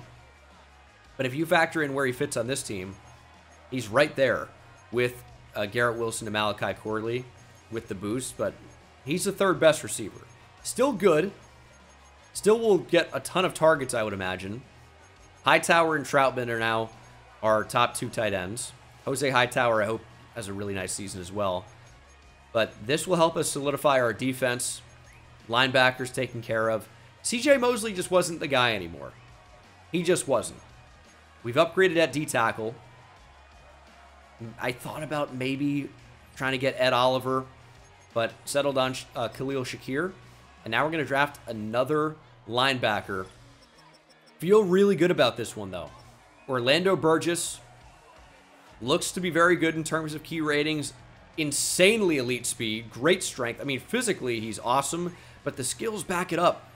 We maybe should have just drafted him instead of Thad, but how do I turn down a linebacker named Thad, right? He's ranked number 5 in true talent. We drafted him at 61. That might be my biggest draft steal of Madden 25. Possesses good speed for a linebacker. Yeah, you think? Sure tackler, hit stick connoisseur. Has hidden dev, 91 speed and acceleration. He's going to be better than CJ Mosley right now, who's a 78. Burgess is going to be a 78 maybe. Or 79, 80. I don't know. He looks like a freak. Skills-wise, he's pretty good. But what a draft pick. Also, the last name Burgess is a strong linebacker name. Reminds me of Derek Burgess, who's more of an edge, if I recall, or definitely was an edge rusher. But it just reminds me of like early 2000s football, and that was like when I was first really getting into football. So he was a player that was actually shockingly amazing. Derek Burgess, you might not remember, in 2005 had 16 sacks, led the league, second team All-Pro that year at defensive end. Who was number 1 at the end there? Osi Manura. Richard Seymour doesn't even count. That's like stupid. Osi Manura, of course. He was one of my first favorite players. Loved Osi Manura. What a monster. But like, Richard Seymour, kind of a defensive tackle, right? But I'm looking at it here. So they had a nose tackle, Jamal Williams from the Chargers, who I do not remember. Although he was back-to-back All-Pro first team. Looks like he had a pretty good run as a pure nose tackle at 6'3", 350.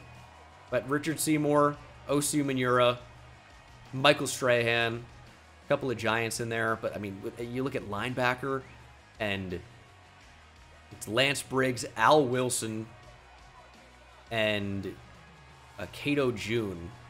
And Roderick Coleman's in there at defensive tackle. Feels like instead of Roderick Coleman, maybe you throw in Richard Seymour at D-tackle, even though I guess he might have been playing 3-4 end at that time. I don't know. This is a weird type of conversation, but if you go back and look at some of these All-Pros, I mean, I've never heard of Roderick Coleman, and I'm like an NFL freak. And Al Wilson, I never would have guessed that he was an All-Pro first-team player. He was All-Pro first team in 05, and then All-Pro second team in 2006, and then retired, I guess, at 29. What happened to Al Wilson? It's a name I remember, but I don't remember him being like elite like that. Well, in 07, Al Wilson was released by the Broncos due to injuries and salary cap problems. It says the Broncos attempted to trade him to the Giants, but Wilson failed his physical and trade talks died down. This is fun lore. And I guess no team would sign him. Maybe he couldn't pass a physical and he just retired. But if the Broncos tried to trade him following 2006, Al Wilson could have potentially been a key cog in a Giants Super Bowl team. However, maybe then like Kawika Mitchell and Chase Blackburn don't make big plays in that postseason run. So maybe it was a good thing. Although the Giants could have been even better. I don't know. But it seems like if Al Wilson couldn't pass a physical and no team would sign him and he retired, it probably wouldn't have been a big impact addition. Thought about drafting a corner because I thought we might need one. We have 70. We're going to take a slot receiver here with A, catching traffic, C, catching, great speed. Good depth at receiver. That's going to do it for our draft, though. Is ranked number 77. Took him at 156. It's good depth, at least. Draft recap, we're up to an 89 overall. Okay. Not quite as good as I was hoping, but Junior Davis, I think we predicted would be a 75, maybe a 76 overall. He's a 75 overall. That's good. Hidden dev. 80 power moves. He's just one-dimensional. Cannot stop the run. 67 block shed. 80 tackles, pretty good, though. He'll need some development, but there's something there. Not mad about that. Thad Franklin's a 73. That's good depth, especially for normal dev. He's not going to be in that starting spot, but looks really, really solid overall. Hard to really point out a flaw. Like, he's good in coverage. 67 zone coverage really is not bad at all for a rookie linebacker. But Orlando Burgess is our crown jewel. 76 overall, the highest draft pick we made, the number 5 ranked player in the draft. 6'2", 245. Pretty incredible size to be 91 speed and acceleration. 86 tackle. Coverage is good. I mean, everything's good. It's a really, really good player. He's got a bunch of traits. What a steal down the board. And really, I think all things considered, probably my best draft pick of Madden 25. And it was just all luck. Really, down the board, we need a linebacker. Let's check it out. Oh, and he turns out to be really good. 179, 178, 177, and then a handful of 76s. Ramon Boone we called out. Would have been a good draft pick. But, of course, we didn't really need right tackle like that. Don't remember looking at Jimmy Brennan. But there was just, I think, so many safeties in this class. So, would have really had to check through all of them. Seems like it would have been solid, but just not what we needed at the time. But overall, a really solid draft for us. Dimitri Hardwick, #1 player in the class. Does look to be quite good. And man, if he's as good as his head is big, what a player he's going to be. Look at the size of that thing. Take +2 block shed and finesse moves and awareness for Junior Davis post-training camp. I've never thought to do this, but going in and upgrading players one at a time after each drill, when you have auto progress turn on to avoid them just all getting developed after you pick one player to get upgraded, that could be a thing. Although it's kind of a niche thing to find out. Doesn't really matter that much if, you know, your corner gets upgraded as man or slot. Maybe matters a little bit if you want their zone to go up, but overall it's like not too huge of a finding or an epiphany. You know, it just occurred to me watching this quarterback wear #2. I asked if the #2 was retired earlier, made a Don Maynard joke. Zach Wilson definitely wore #2. Now that I'm seeing it on the field. That's basically retired at that point. This quarterback's going to suck. We are at 91 overall entering 2026. Of course, we are pretty much done building the team, right? Because we seem pretty unbelievable, I would say, right? Joey Burr is a quarterback prospect. And they have the wrong thing here. He should be from LSU. That's Craig Popek from LSU right underneath. So good class to need a quarterback. We do not need one, though. Okay, so this is what the team's going to look like. Sellers up to an 85 overall. The offense looks pretty amazing, right? And Hightower hopefully, you know, settles into that tight end role very nicely. Starting a rookie linebacker, starting a rookie defensive tackle. That's already up to a 77 overall in Junior Davis. Block shedding might never be that good, but we got it up to a 70. So that's sitting in a pretty good spot for a rookie that isn't good at it. 70, I mean, could be a lot worse.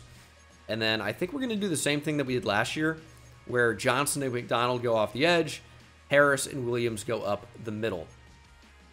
Although we have Davis now. Maybe we just play him there then. He's got 82 power moves. I mean, he's not going to be as good, but this gives us an opportunity to play a better player off the edge in, of course, #1 overall pick, Dylan Harris. And once we get edge threat, it's going to unlock him, but that's not really going to be an option until he's a 95. So now we're going to play him at rush D tackle. We'll work the rookie defensive tackle in. Also, I remember guaranteeing we'd be in the playoffs. The Raiders are 6-1. We're 4-2 at 90 overall. I thought we were like a 91. What happened to those days? Like at the start of the season. We've actually managed to get worse somehow, despite getting better. I guess it was players settling into different positions. Burgess with only star dev. You'd think he'd have something better because he was a top 5 talent that fell all the way in the draft. I guess he didn't fall, but he just happened to be a huge gem. Davis only with star as well. So 2 superstars in year 1. Not so lucky here with this year 2 draft. Still quite good though, right? Just not as good. Team still looks really, really nice though. Need our edge rushers to take a boost. Otherwise, we could go back to a 4-3, Burgess, Williams, Franklin, with maybe Johnson, Harris, Davis, Williams on the D-line, and maybe Will McDonald goes. It's a possibility, I suppose. 20 players needing contract extensions. We have 123 million. Sauce wants to be here. He's very expensive. I'd do a 6-year deal.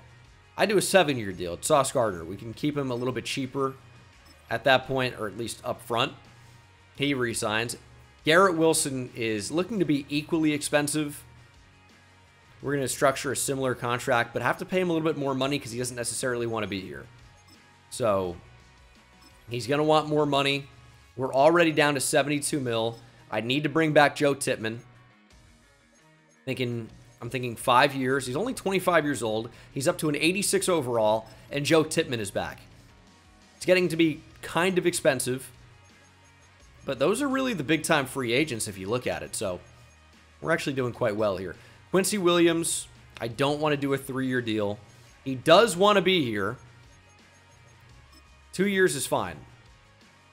It's more time. I don't want to give you more time with the franchise. I don't. You're getting so much money. Another franchise tag candidate. We cannot let Garrett Wilson go. And of course, these offers are being factored into the 2027 cap projection, and that's all that is a projection. Don't need Devin Bush. Don't need Devontae Wyatt. Don't necessarily need Adam Troutman. Could draft a tight end. Obviously don't need Reggie Gilliam. And then Fashanu, of course, we're going to end up picking up the 5th-year option on that, no question. So, looking good so far. I would like to see a little bit more success. 4-2 is good, but the next 2 games could be a struggle with the AFC West. So, we'll see where we are come playoff time. Or, we can go out and try to make a move at the deadline here. Now, I don't think we have much in the way of picks. So, what would we be trading? We have nothing really in 2027. And that first is projected to be pretty high in 2028. I don't want to just trade future picks, though. But at the same time, if we can go all in for a Super Bowl this year and still be set up, our team looks really good. Don't necessarily need top picks. Our team looks really, really good. And we have a lot of team control on these guys. So, what would we go out and trade for? I don't know. I think I like everyone here. Maybe free safety, right? But I want to try and develop Ronnie Hickman. Don't really want to get rid of him. So we will simulate to the playoffs. I'm thinking this is going to be a Super Bowl team. See if we can perform that way. Don't want to be one and done in the playoffs. I mean, we had a first-round bye. We didn't even get one last time. Should be a first-round bye here. Finished 10-7. That was the 8th best team in the AFC, which means we are not a playoff team. And I guaranteed we'd make the playoffs. Cool.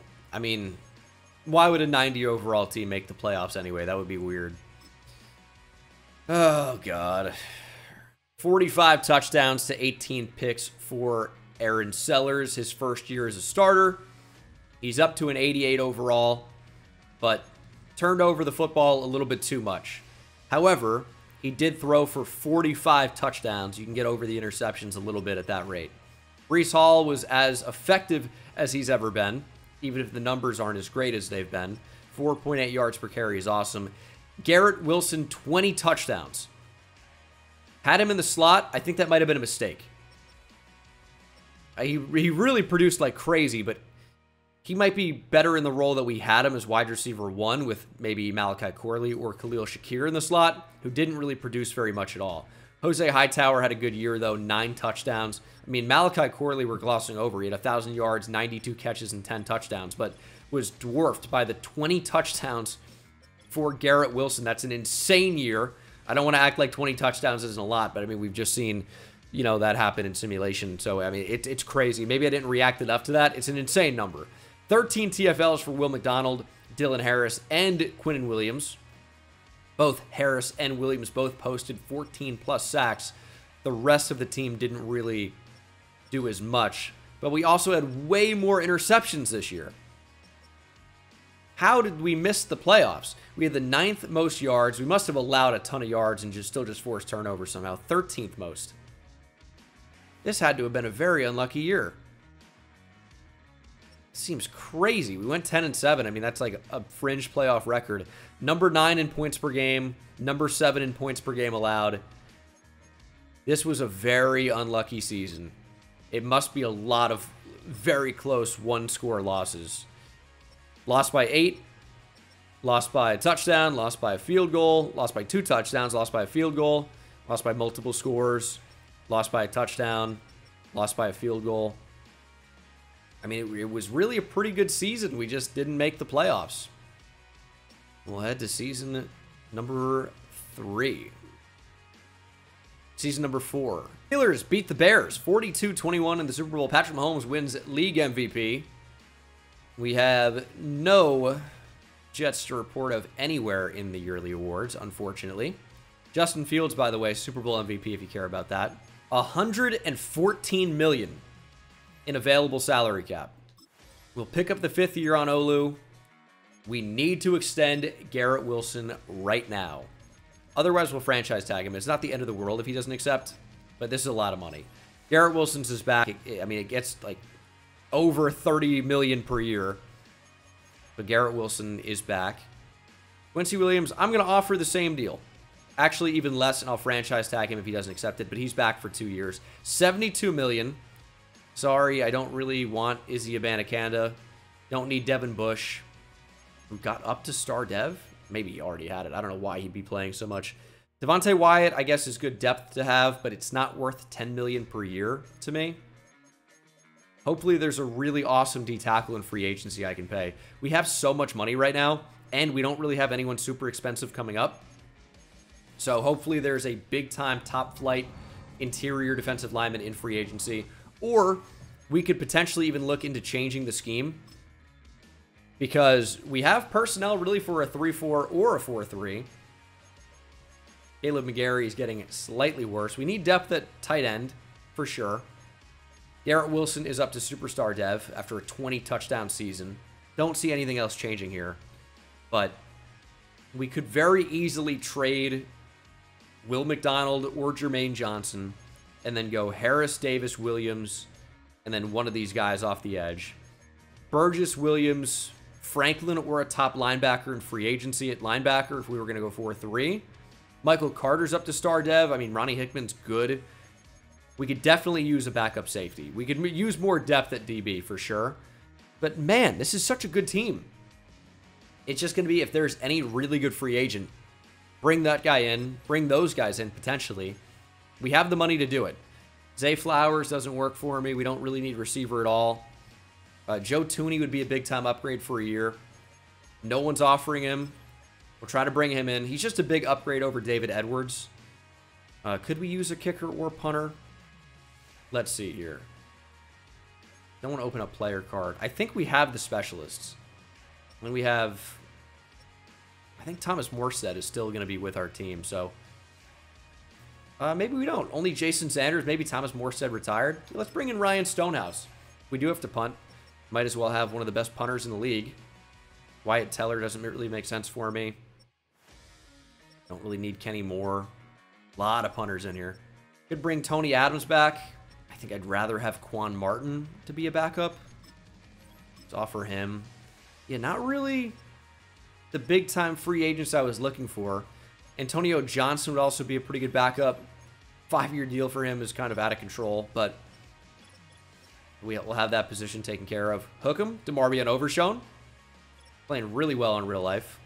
Love to see that, even though I hate the Cowboys. Obviously a huge DeMarvion Overshown fan. DJ Reader's here. I mean, $14 million per year is probably a little bit too much, but for one season, the cap hit doesn't really matter to me at all, because it's for one season. There are 0 long-term implications there. So those are going to be the 5 that we offer on. We have Tooney, Stonehouse, Reader, Johnson, and Martin. Sounds like the biggest law firm ever. We get Tooney, Reader, and Johnson, with Stonehouse still considering. So Quan Martin is going elsewhere. That's okay. Ryan Stonehouse, you know, is probably going to end up signing. Kevin Byard has interest. We'll offer him for a year. Superstar dev, free safety. Why not? Luke Musgrave for a season could be decent. Is that Darnell Washington #1, though? Let's get a big-time blocking tight end in the mix. We don't really have that right now, so that's a pretty good combo. Down to $17 million. I don't really know that we need another backup running back, so let's also offer Luke Musgrave. We'll have 3 good tight ends under contract. I think both of them are going to end up signing right now. Washington is not. Musgrave probably did, and now Washington has. So we have a lot of depth now at tight end. Kevin Byard's in. It's a pretty huge free agent class for us already, and that's going to be all we do. The draft is going to be extremely uneventful. We do not have top picks, but we're just going to look to fill out the team, get a little bit more depth through the draft. Maybe that's a running back.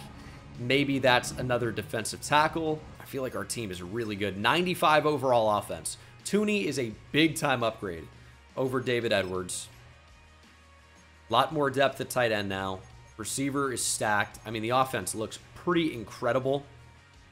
And the defense is really solid as well. Just needs to continue to develop Davis. Burgess is into the 80s now. I mean, this is a Super Bowl caliber team.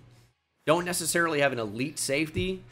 Maybe that would help. But I also don't have the pieces to acquire one unless one of those guys was used in a trade. Like Ronnie Hickman and a future pick for Jesse Bates maybe. Like, I guess that would be an option. But do I want to do that? Maybe it's worth trying. I mean, we're really going for it here. We're really going for it. It's been difficult so far. This pick is not really going to have a ton of value, so we'll probably just take a swing.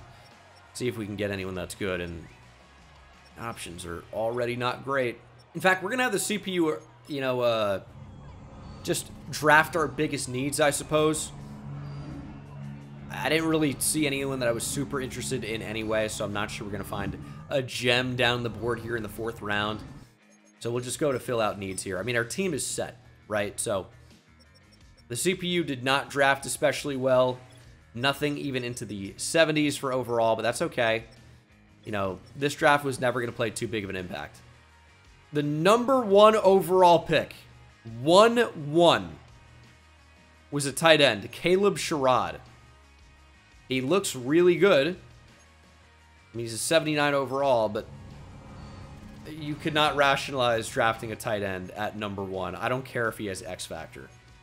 He does. I mean, that's like a move I would do in my rebuilds at the end because I'm like, okay, it could be fun to take the best player. That's an insane pick. There was a 77 overall player in the 3rd round, run stopper Nick Wayne. I don't like the Texans jerseys at all. I think that looks so bad. It has potential. The number looks terrible. The text of Texans on the front looks terrible. That looks so weird. Nick Wayne does look pretty good, though. This will be the team for this season. It looks so good. I keep saying that. How about some success? Which feels like a trend in all of my rebuilds. Now, we were really successful in year 2, year 3. The team played well, it just didn't get the results, which is bizarre. Jason Sanders has superstar depth. That's interesting. I don't think I've ever seen a kicker get upgraded before. There you go. William, and I don't think he had superstar when we signed him either. But I think I'll set up the team as they want me to. Harris off the edge, McDonald off the edge, and we'll go Williams and Davis on the interior. Jermaine Johnson can be a rotational player. Although, would he just be better than Will McDonald? There are 2 different types of edge rushers. Johnson, more of the power element, adds more of the size as well. Will McDonald, maybe a little bit more speed, a little bit more finesse. What's going to be better for us? He's got 90 finesse moves. He can also shed blocks. I think I'm going to leave Will McDonald out there as a rush end. But this is going to be the team. It's got to be a playoff team. I mean, you can't tell me that this team's going to come out and miss the playoffs again. It's one of the best teams I've built, it feels like. 92 overall, 95 offense, 89 defense. We might potentially make a move at the midseason mark as well, but I'm going to simulate straight there. Could make a big splash for a safety, but other than that, I mean, our team doesn't really need an upgrade almost anywhere. 6-1 at the midseason mark. That should pretty much guarantee a playoff berth. And we didn't draft anybody, so no real dev traits to check out here. It's just, do I want to go out and trade a future pick for a current monster player? And I might try to do that. Jermaine Johnson continues to get better. I like Ronnie Hickman, though. He's playing up to an 84 overall. That would be the position that I would upgrade, because Davis doesn't really make any sense, in my opinion. It would be go out and get a big-time free safety, but, I mean, Ronnie Hickman's going to be playing up into the mid to high 80s. His speed is pretty horrendous, but everything else is good. I mean, 85 speed is so bad. But is anyone going to want him? I mean, I can get something back for him. Okay, that's an X Factor left end from Kansas City. Oh, okay, that might be worth looking into. Although I imagine he's going to be a run stopper type, which, and he's wearing number 68, I'm going to say is not as valuable as it would appear on the surface. We'll check it out, though. Here he is, Brian McDaniels. He's a power rusher. 6'3", 279, 91 power moves. I mean, he's obviously very good. And he has superstar X Factor. Block shedding is just okay. I mean, that feels like a move we should make, right? He's got 82 speed. If it just takes Ronnie Hickman, I mean, I know it's not the biggest of needs, but we can find a different safety that isn't Ronnie Hickman. Why would the Chiefs do this trade? That's stupid. I mean, did they need a free safety that desperately? Not really. What a bizarre move, but I mean, I'd be stupid not to accept that. We need a safety now, really badly. I mean, Antonio Johnson could actually step into that role. It's not the worst thing. But now we need to figure out what to do with Brian McDaniels. I'm thinking that he could be a starting defensive tackle for us. Block shedding's just not all that good. It's kind of the only problem. And that is a problem. It's a big problem. And Junior Davis is becoming a pretty good player. I don't really want to trade him, but that seems like that would be the player that we would trade. I am going to move Brian McDaniels to defensive tackle, though. I think that's a pretty good fit for him. He becomes an 84 overall there, which is slightly better than what we have. But keep in mind, he is a superstar X Factor.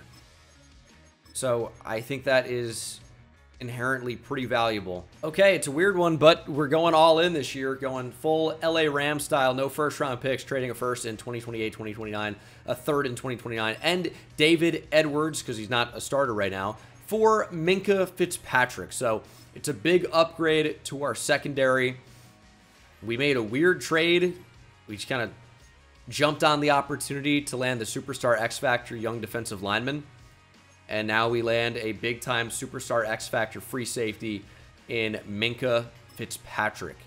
So I think, you know, we didn't have to make this move, obviously. But are we better with it? I would think so. I would think significantly better overall. We did trade 2 first-round picks to get it. So we might be set back a little bit if this is not a successful season. But we're 6-1. We're playing really, really well. And Minkah's a huge upgrade. So it's tough to think that this would not be a successful move. This is what's best for the team, I think. And we go 14-3. I got a little bit scared at first when I didn't see a matchup here in the wild card. But it's actually because we got a first-round bye. 14-3. And you would hope so with the unbelievable roster that we've assembled. We did actually lose in week 1. And then we went on quite a win streak before losing to the Dolphins and Falcons by a combined 6 points. So that's a pretty good year. We lost by a combined 9 points the entire year.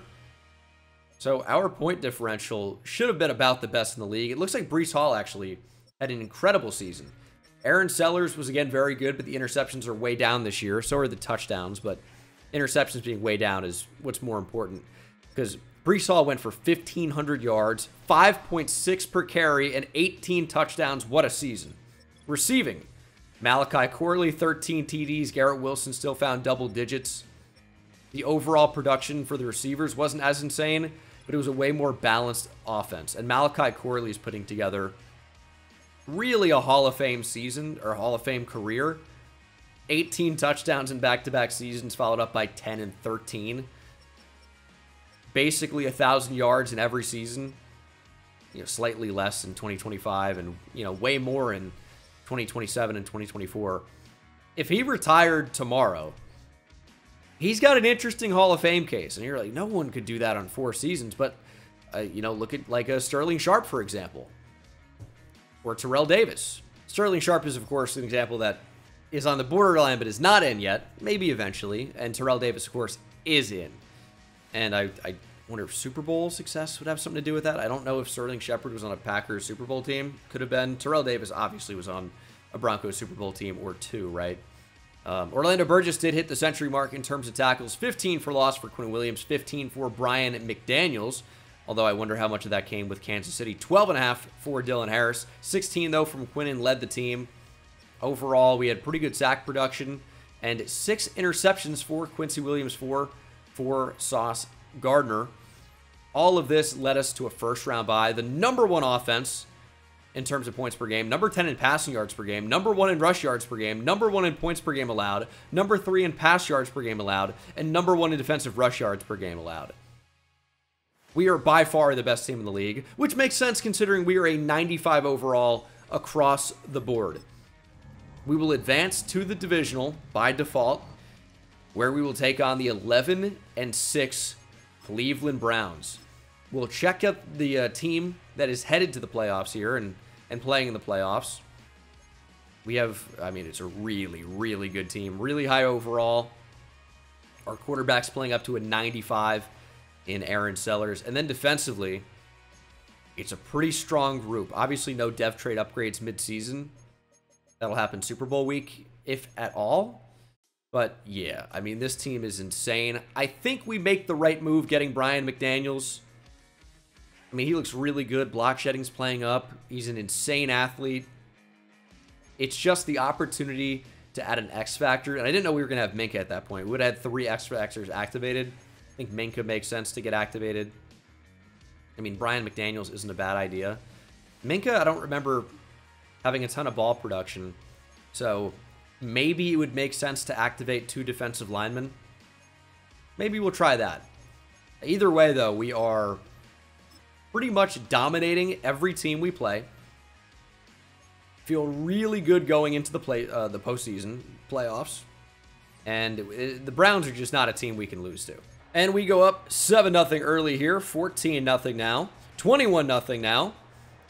This is a combination of playbooks that I like. Who's played for the Jets and Browns? Braylon Edwards comes to mind. Feels like I'm missing kind of a big one. Feels like a quarterback almost. Browns, Jets. Feels like a quarterback. Vinny Testaverde. I don't know if that's who I'm thinking of. I don't know that Bernie Kosar ever played on the Jets. Don't know that, say Neil O'Donnell. Neil O'Donnell's not who I mean. Ken O'Brien. Don't know that he ever played on the Browns. I mean, I'm sure there are plenty of Browns, Jets. Elijah Moore, most recently, right? That one just kind of hit. But that is a big-time division win, not even really close.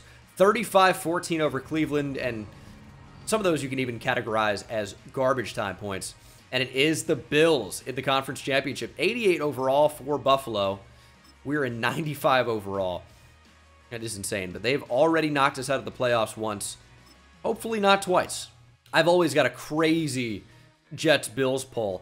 Aaron Maben. He was a first-round pick of the Jets. Not a very good one. Ended up going to Buffalo. I don't want to be actually playing this.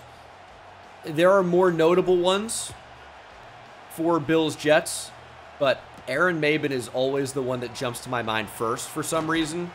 I guess maybe because he was a draft bust. He was a monster at Penn State. But, I mean, obviously that's why he went so high in the draft. But not so much in the NFL. Who else? Bills, Jets. I don't know. Like Tom Tupa? It doesn't matter. It's 14-7, 14-14. Bills actually putting up quite a fight here.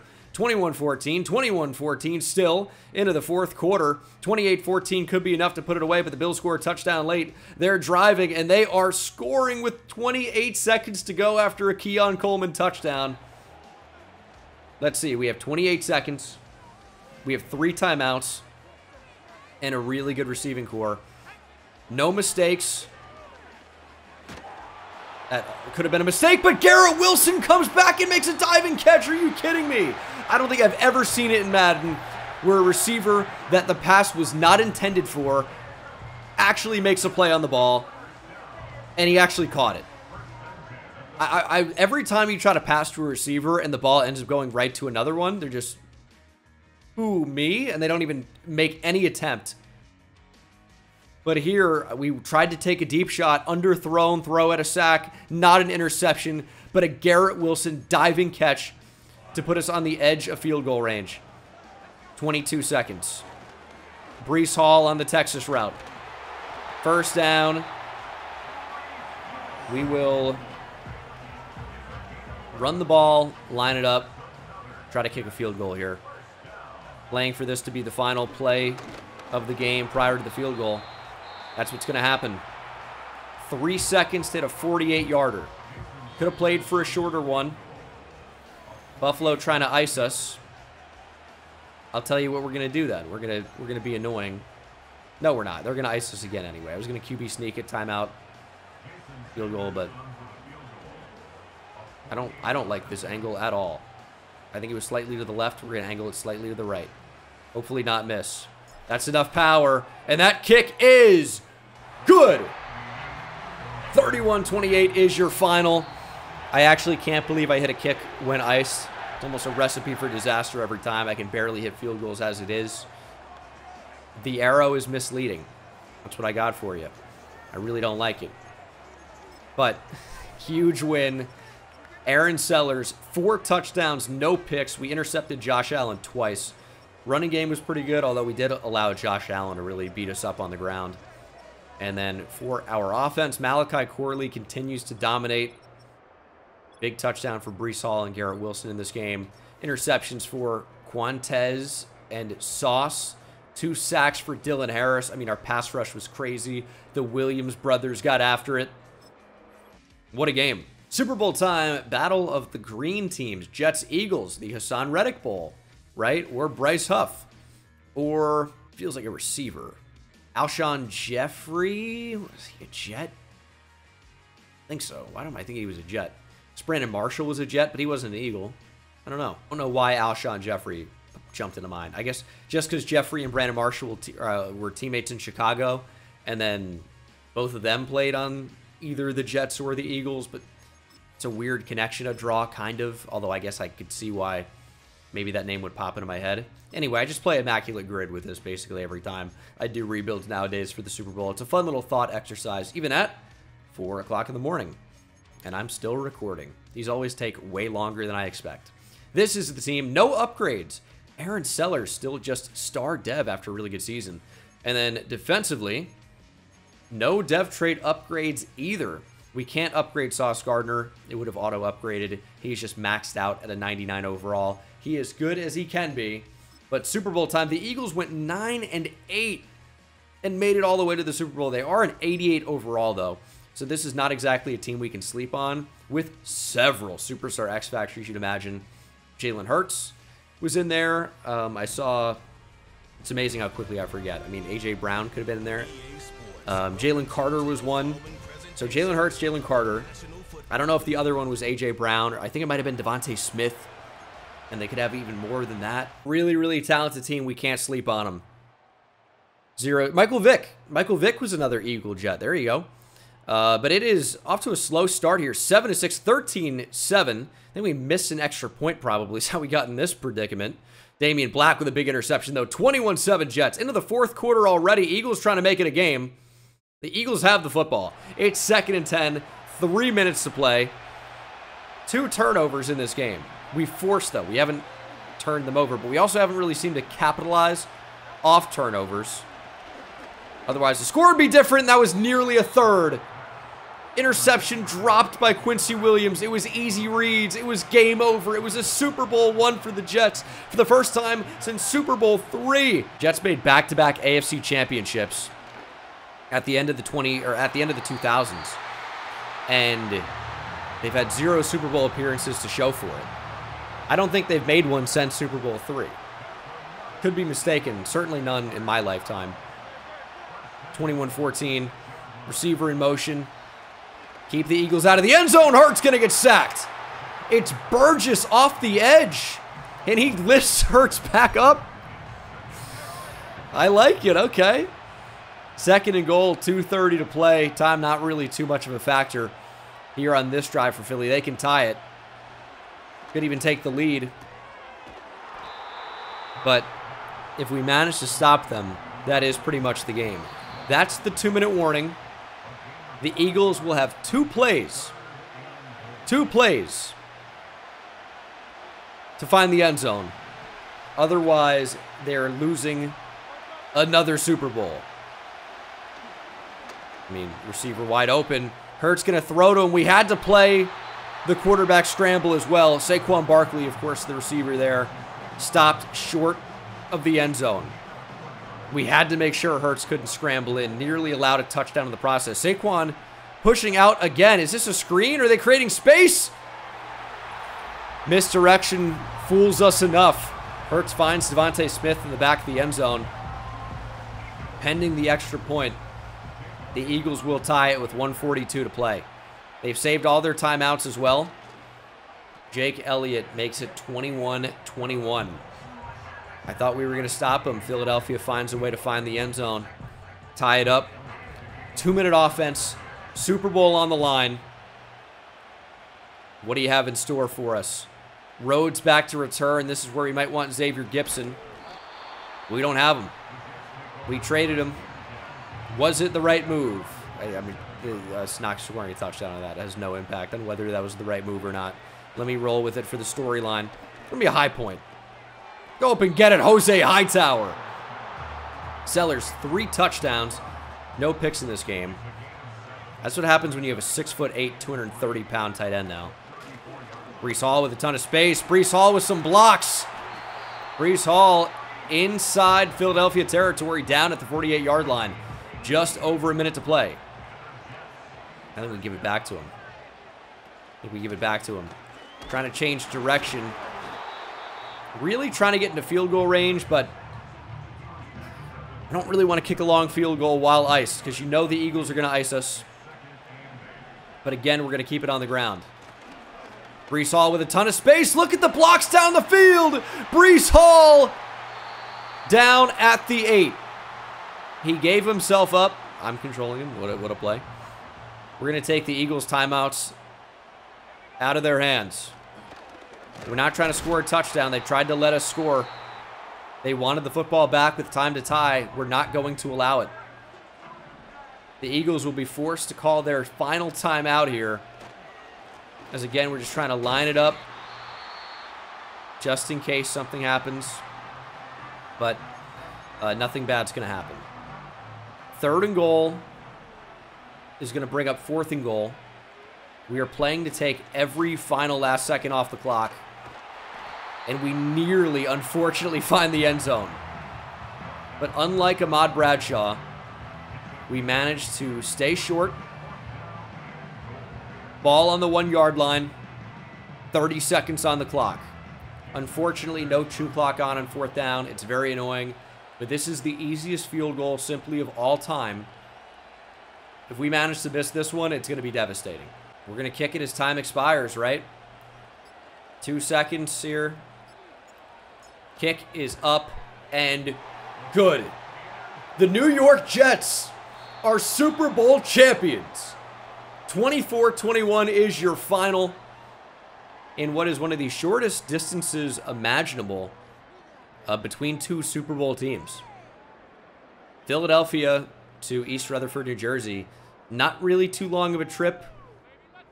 But Baltimore and Washington could be maybe even, or certainly shorter, I would think. That's a Super Bowl potential matchup. What other teams play extremely close? I mean, you'd think that Cincinnati and Cleveland, but 2 AFC teams. You'd think maybe Cleveland and Pittsburgh, but 2 AFC teams. Pittsburgh and Philly, but it's a wide state. Miami to Tampa is a pretty big distance. Tampa to Jacksonville is a pretty big distance. Houston to Dallas is a pretty decent distance. Although you're getting probably fairly close to Philly and East Rutherford, New Jersey. Chargers, Rams, LA. That's probably number 1. They play in the same stadium. And Giants, Jets, they play in the same stadium. But that's not what I'm talking about. I think we all know that. But I'll address it anyway, because I'll have some genius. Raiders, Cardinals could be up there. I don't know why I'm doing GeoGuessr here live. This is your Super Bowl. This is your video. Aaron Sellers. Not the Aaron at quarterback we expected to lead us to a championship, but the one we got, maybe even the one we deserved. Khalil Shakir, 2 touchdowns. This was your final. Hassan Reddick playing for the Eagles got 1.5 sacks. Would be cruel irony if they won the Super Bowl off the back of that. It didn't end up happening. 2 interceptions for Damian Black. And he must have been wearing all black because it was Jalen Hurts' funeral. I don't know. See you in the next one. Take it easy.